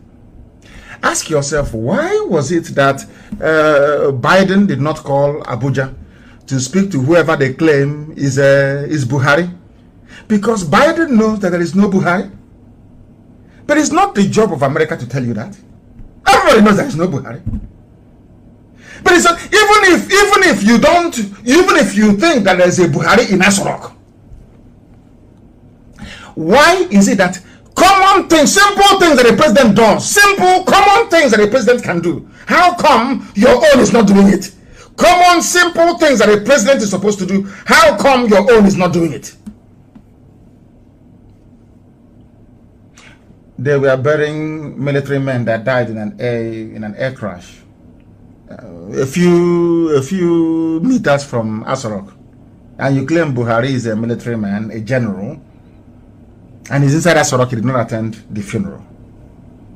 All these things are raging, school children being kidnapped. Common national broadcast. Common national broadcast. He couldn't do. Instead, you have a country where the vice president is missing, and all of you know this. And they are telling us that anything that Femi Adesina says or Garba Shehu says, consider to be the president talking. Are you people that stupid? Are you hold on. Are you people that foolish? Does it mean that black people are so useless to the point that they can no longer reason properly? Even until even a rat can reason better. Do you know that ordinary bees, and you know bees, where you get your honey from, even wasps, do you know once the queen becomes very weak and can no longer perform in that role, they kill the queen. They take the queen out, throw it away, and bring in another person, groom another queen to take over, because it is called not fit for purpose. You have a president, so you claim. The person cannot fulfill the duties and functions of a president. Why then do you still have that person in power? Because there is nobody in power. What Fulani did cleverly is this: they dangled the promise of presidency in front of Tinubu. And we black African people, being who we are, insatiable and greedy, devoid of honor, they accepted it hook, line, and sinker. Because of the promise of 2023 presidency, please do not announce that Buhari is no more. They went into their blood contract, they signed it. That is why EFCC can chase Tinubu and Tinubu can no longer talk, because he is part of the plot. And when you tell them that Fulani can never love them, they say, oh, but we are Muslim, I'm Tinubu, I'm a Muslim, they will love me. What happened to Abiola? Because you people don't know history. You don't have regard for history. Abiola was a Muslim, a very popular Yoruba politician, a successful businessman. They did not give it to him. What makes you to think they'll give it to Tinubu? Are you people insane? Can't you reason very well? Oh dear me. Now EFCC is looking for him. They're looking for him. He is in one almighty mess. Another one gone. After using him and his TV station and his e-rats and his newspapers to demonize IPOB. Can you imagine what could have happened had the Yoruba people risen up, Yoruba media, to say when IPOB was proscribed or that kangaroo judgment delivered, had Yoruba newspapers got up to say, no, this is wrong? Do you think today they'll be flying in their forests? A simple question. The time that all these conspiracies were going on against IPOB, had Yoruba media said what you are doing to IPOB is wrong, They have not killed anyone. They did nothing wrong. Those with AK-47, why don't you proscribe them? Had they consistently made that very argument, they wouldn't have proscribed IPOB. And with that, Fulani cannot be in their land.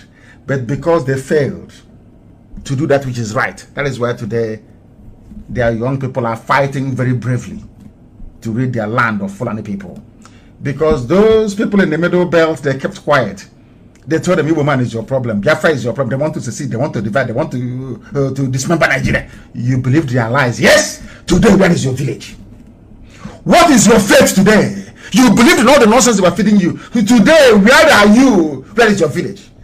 They fed Benjamin the same garbage. Ojukwu is your problem. It was Benjamin that killed Ironsi. An Igbo man. Where is his village today? He's the one now screaming and shouting. Defend yourself. Oh dear me, I don't know when these people will have acquired some sense. But we are preaching the gospel of heaven. They came from all over the place.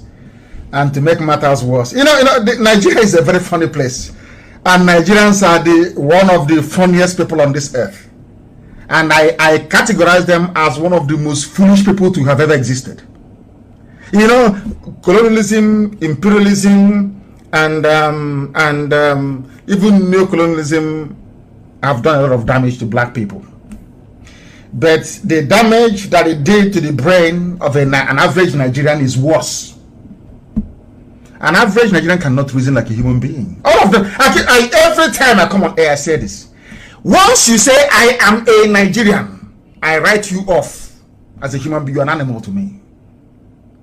And I have my reasons. And here's one of them. Do you know who is the presidency? Let me now make it sound very childish. As if we're in a nursery school. Let us start from kindergarten. Because people no longer reason very well in the zoo. I don't know if it's hardship, I don't know what it is. In Nigeria, people don't reason like human beings. They reason like animals. Even animals are better than them. And I'll tell you the reason why. Once I push you, I'll show you where you're going to fall. Let me tell you. Do you know presidency is the group of people, in this case the cabal, running Nigeria. They call themselves presidency. They have now come out today. When did this news break? The news broke today, March the 3rd. They have come out today to confirm the 2017 report of helicopters supplying arms to headsmen in Delta State. They used helicopters to supply arms to headsmen in Kaduna State, courtesy of the governor of the state, El Rufai, and Buratai in the army. The same thing they did in 2017 to Delta. Do you know today that there is no fly zone? I don't know if are people actually following the news. Do you know that today that this same presidency announced that there is no fly zone in Zamfara? Do you know why? That they are using aircraft to supply arms to Fulani bandits. Hey, maybe English is not enough to explain this. I don't know what to do. But let me read it for you. As a rock, the Fulani presidency may have unwittingly confirmed a 2017 allegation that helicopters were being used to ferry arms to Fulani headsmen. Fulani, all of you know it. That is what, you know what pains me the most? Whoever is the news editor in channels television, they know this. AIT, they are aware. Everybody, you know all of these things. Then why are you trying to defend what is indefensible? How can you defend one Nigeria when a presidency, the president himself, have marked all of you out for destruction? Or those running the zoo in his name, because the idiot is dead. If you doubt me, then ask Biden why he didn't call Buhari then. Because my parents are dead. Am I going to call them on the phone? I still have my mother's, my father's number on my phone. I've not deleted them. They're still there. Although I have them, am I going to call my mom and my dad? It's not possible. Because I know they won't answer. The living don't call the dead. That's why Biden did not call for any Buhari, a so-called giant of Africa. Are you people not paying attention? Are you not? Does it mean that you don't listen, or you don't reason, or you don't? What is wrong with you? What is wrong with you people? I ask you. This same behavior you're putting up now is the reason why Fulani killers are in your forest. But why you cannot understand that is beyond me. This same attitude, this same non-chant, this same attitude of, oh, the way he's talking to us, we don't like it. But okay, maybe you like the way that the Fulani are raping your people in the bush. Or how they took over your land. Do you like that one? Do you love it? A very simple question. The time now is 3 minutes to the top of the hour. Wherever you are. It's a live presentation. I am preaching the gospel of heaven. Heaven will give me message and I pass to the living. That's my job. Heaven will give me message, and it is my duty and responsibility to pass that to those who are living. Now listen.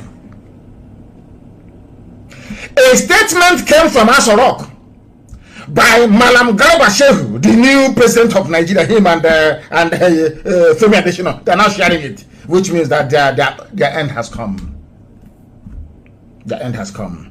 The senior special assistant to President Muhammadu Buhari on media and publicity said there was strong suspicion that choppers were being used to ferry arms to Fulani bandits in Zamfara State.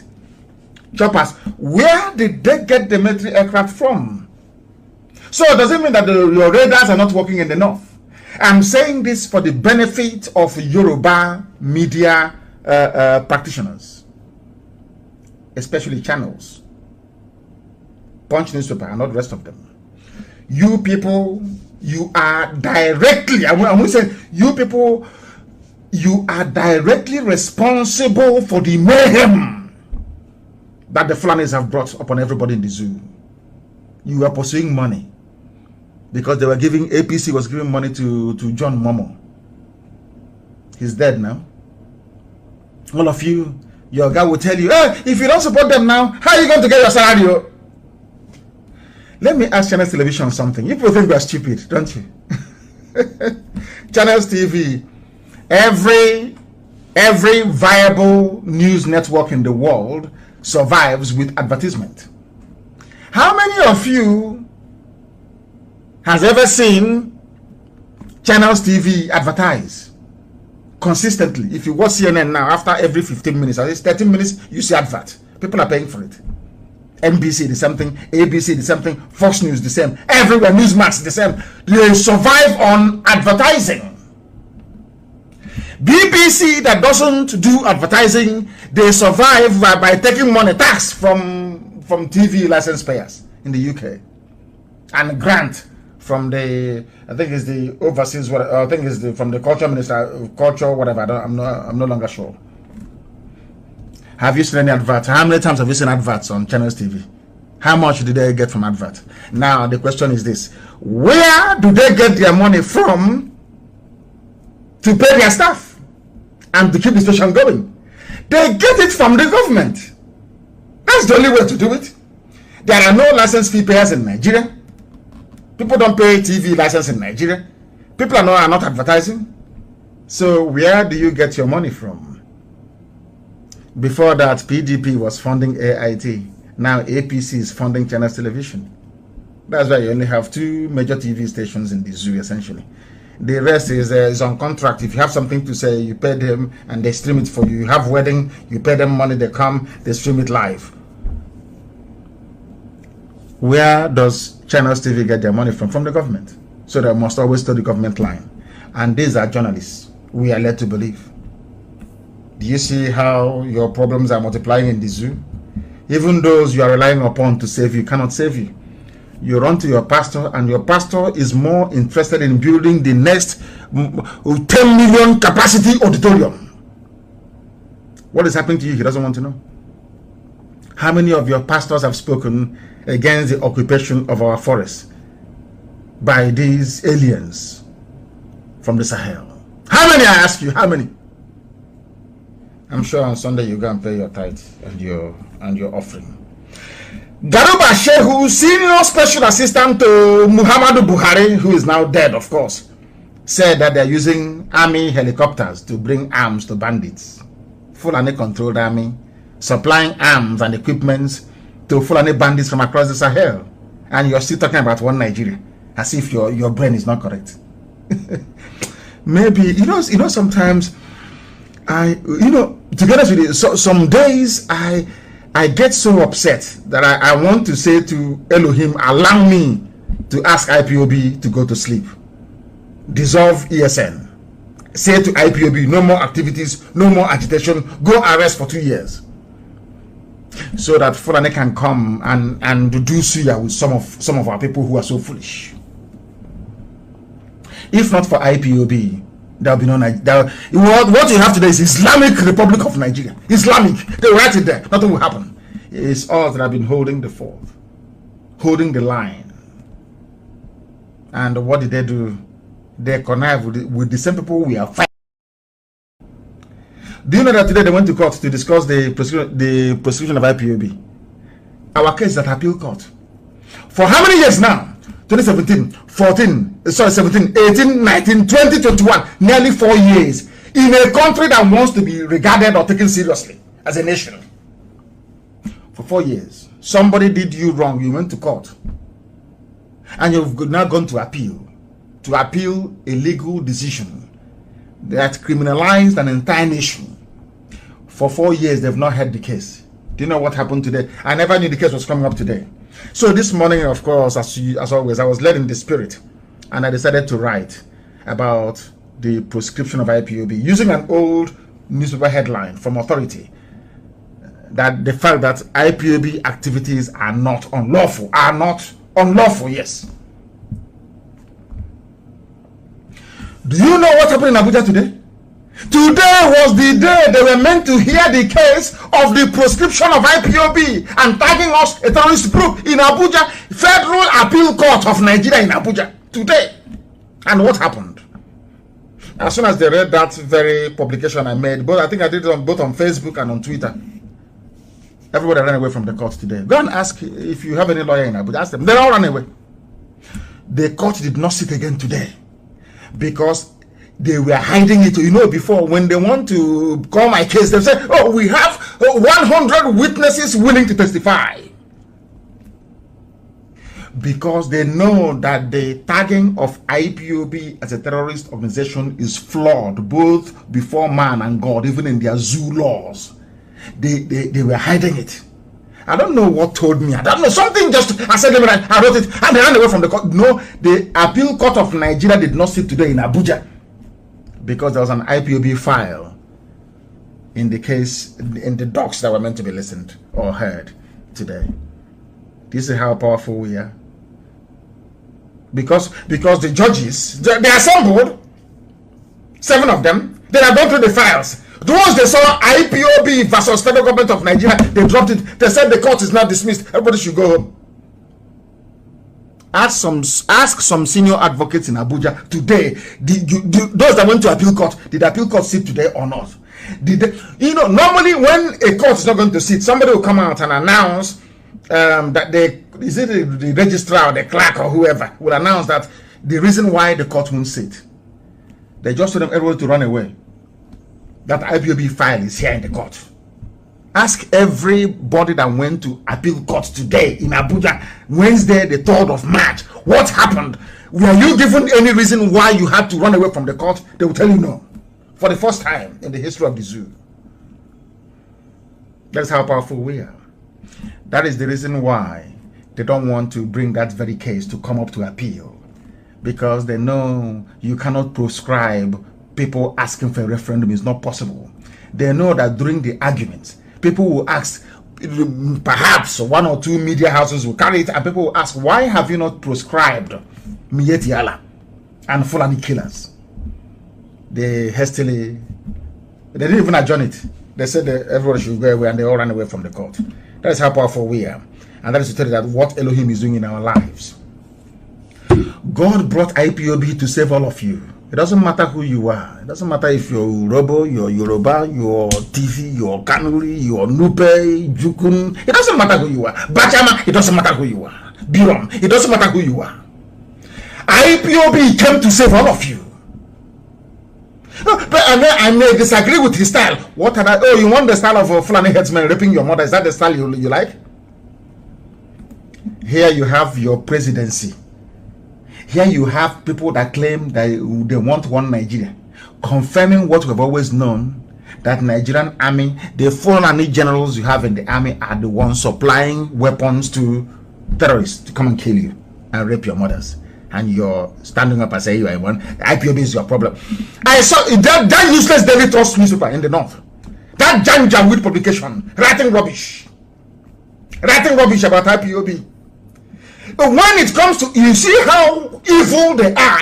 When I say that black people are satanic, I know. You see, when it comes to IPOB, they say IPOB attack police station. IPOB killed 2 policemen. IPOB killed 4 army officers. Not allegedly. But before our eyes, you will see army come and kill people. They will say allegedly. Black people are evil. God knows. In this OG, you people are very wicked. A very wicked and soulless race. Very wicked. The same Daily Trust will say allegedly. In broad daylight, the army came to my house to kill me on the 14th of September 2017. As a result of which my mom and my dad are dead today. The whole world saw it. It's on video. You know, they wrote allegedly. The army, we are alleged. But because they want to demolish Fulani, they came with a game plan, them and their British masters, including Obasanjo. Obasanjo is part of the problem of Nigeria. Obasanjo belongs to the Ogboni fraternity, or should I say Grand Lodge, that is affiliated to the Freemasonry, not Scottish Rites, the Freemasonry you have in England. Ogboni. That is why in the East we don't belong to groups. Ndiotu, we call them. We don't belong to secret societies. There is none. Forget about Okonko is a passage of right. Okonko is a passage of right. Once you, it's like a bar mitzvah. Once you have grown to the age of 13, a guy Okonko, you enter Okonko, you enter Ebe, one of the fraternities. And then you form age grade from there. That's how it's done. Obasanjo, the reason why they trust him is because he is a member of Ogboni fraternity, of course, the Grand Lodge, they call them, that is affiliated to the Freemasonry, the fraternity in England. Go and do your research. So they trust him. England can trust him. Britain trusts him because he is their loyal slave. Ogboni fraternity and Grand Lodge, they answer to the Freemasons of England. Are you following me very carefully? Now, if Obasanjo were to come today to say that I don't want Nigeria to exist anymore, Obasanjo has the same, should I say, clout and influence that Azikiwe enjoyed prior to independence of Nigeria. Were Obasanjo today to write and say Nigeria is dying, we don't want it to continue anymore, they will dissolve Nigeria because they trust him. And some of you must know that it was Obasanjo who brought SARS to Nigeria. Some of you don't know that. It was Obasanjo that brought SARS, Special Anti-Robbery Squad. The reason why Obasanjo brought SARS into Nigeria was because in Britain then, there was a shortage of organs for transplant. The reason why SARS was created was ostensibly to harvest organs to send to Europe for those who are in need. Liver, kidney, pancreas, just name it. That was why Britain funded SARS. Because then in the UK, they kept complaining, we don't have much, we don't have organs here. We don't, how the waiting list, it's called the waiting list for people waiting for organ transplant was growing and growing and growing. It was Britain that set up SARS. Their job is to harvest organs and send abroad to sell. Obasanjo was the one that made it possible. There are some things that you people don't know about these. Some things, you know, when I look at, that's why I want to look at an average ignorant Nigerian with his degrees. Or should I say degrees in idiocy. I feel sorry for you. You know nothing. Who brought SARS into Nigeria? Special Anti-Robbery Squad. Who brought it into Nigeria? Why is it that every year they kill, they harvest organs and they move? The same thing that they're doing at Iboko police station in Ebonyi State. So Idoko is called Idoko police station in Ebonyi State. Why didn't the police come and arrest somebody and take them away and nothing will happen? They took our women to court. Was it 2 days ago? Did you see it in any paper anywhere? Did any Nigerian newspaper or even NTA anybody go to report that thing we've been saying, that they kidnapped our women and we are raping them? 2 days ago they brought them to court. Did anybody go to court to find out if what we've been saying is real or not? But they came to court and they were granted bail. Black people, you people are something else. This UG. No wonder anywhere in the world you see black people, they are the lowest of the low. You know, for very many years I kept asking God that why? Elohim said to me, one day you'll find out. And I found out myself that the wickedness of a black man is second to none in the animal kingdom. The most wicked race on earth is we black people. Very wicked and without conscience. We were lamenting and complaining about our women who were being raped. Some of you said it's a lie. But they took them to court 2 days ago. The same women, they took them to court 2 days ago. Federal High Court in Abuja. Oh, sorry. It's a Wuse Zone 2 or whatever rubbish it's called. They gave them bail. They came to court in chains. Amnesty International is aware. They never wrote any report. Human Rights Watch, they are aware. They never wrote any report. All the newspapers, we contacted all of them. They never came to court. Even to do their job is very difficult. That is why Elohim is punishing all of you with Fulani killers and murderers. Because your wickedness is too much. Your wickedness and hypocrisy is too much. Fulani brought in their people from across the Sahel, put them in our land and equipping them. When we told you, said, no, it's a lie, it's propaganda, it's incendiary. Look at NBC saying they will, cockroaches saying they will block Radio Biafra. If people who are sensible were not able to do that, it's a bunch of corrupt idiots in Abuja. They said it's incendiary. He's whipping up ethnic sentiment. But your presidency, Garba Shehu, has just confirmed what I've been saying for years. That the Nigerian army have been supplying Fulani terrorists for some time now. That is why in Zamfara, there is a no-fly zone. Before you bring arms to terrorists with a helicopter, there must be a heavy-duty aircraft that must have brought it in the first place, where the helicopter got those equipments from. So who brought those arms into Nigeria? Who contracted or who hired a helicopter to be flying them to? How come they didn't even know where they are? Yet they come to Olu to bomb Olu, and some Ifulefus are busy hailing people coming to kill. Oh dear man. Sometimes I feel like not preaching, to be honest with you. I say let the will of the Almighty be done, because we are honestly speaking, something is wrong with us. Something is wrong with us. It's very, very terrible indeed. The helicopters are everywhere. Garba Shehu told BBC Hausa that a no-fly zone was imposed on Zamfara because of reports that jets are used to ferry arms to bandits. So bandits, you claim, they are hungry, they are not kidding. How come they negotiated arms deal all over the world? They hired an aircraft to come and drop the weapons for them. And all of you say, we Nigerians, tomorrow morning I hear them, we Nigerians, we are in Nigeria together, the unity of our country and the patriots. Anyway, whom the gods want to destroy, they first make them mad. Nigerians are mad, and that is why Fulani people are in your forest killing you. People are so hopeless, so idiotic, so foolish. I don't know what Lugard did to some of you, did to the brains of your parents, because I pity. I don't honestly speaking, once you're in Nigeria, I don't see you as a human being. I'm being honest with you. I do not see you as a human being. And that is why I commend those soldiers who are leaving the zoo. How can you see? Sometimes I wonder, how can you come from the middle belt and you are in the army? From the east, you are in the army. From the west, you are in the army. The same army that instead of getting these bandits they brought from Sierra Leone, from Mali, from all these places to go and fight Boko Haram, they use you to go and fight Boko Haram. And after fighting them, the same Nigeria you claim you're serving, some of their idiots like Sheikh Gumi, or should I say Abubakar Gumi, not, she's not a sheikh, only an Arab man can be a sheikh.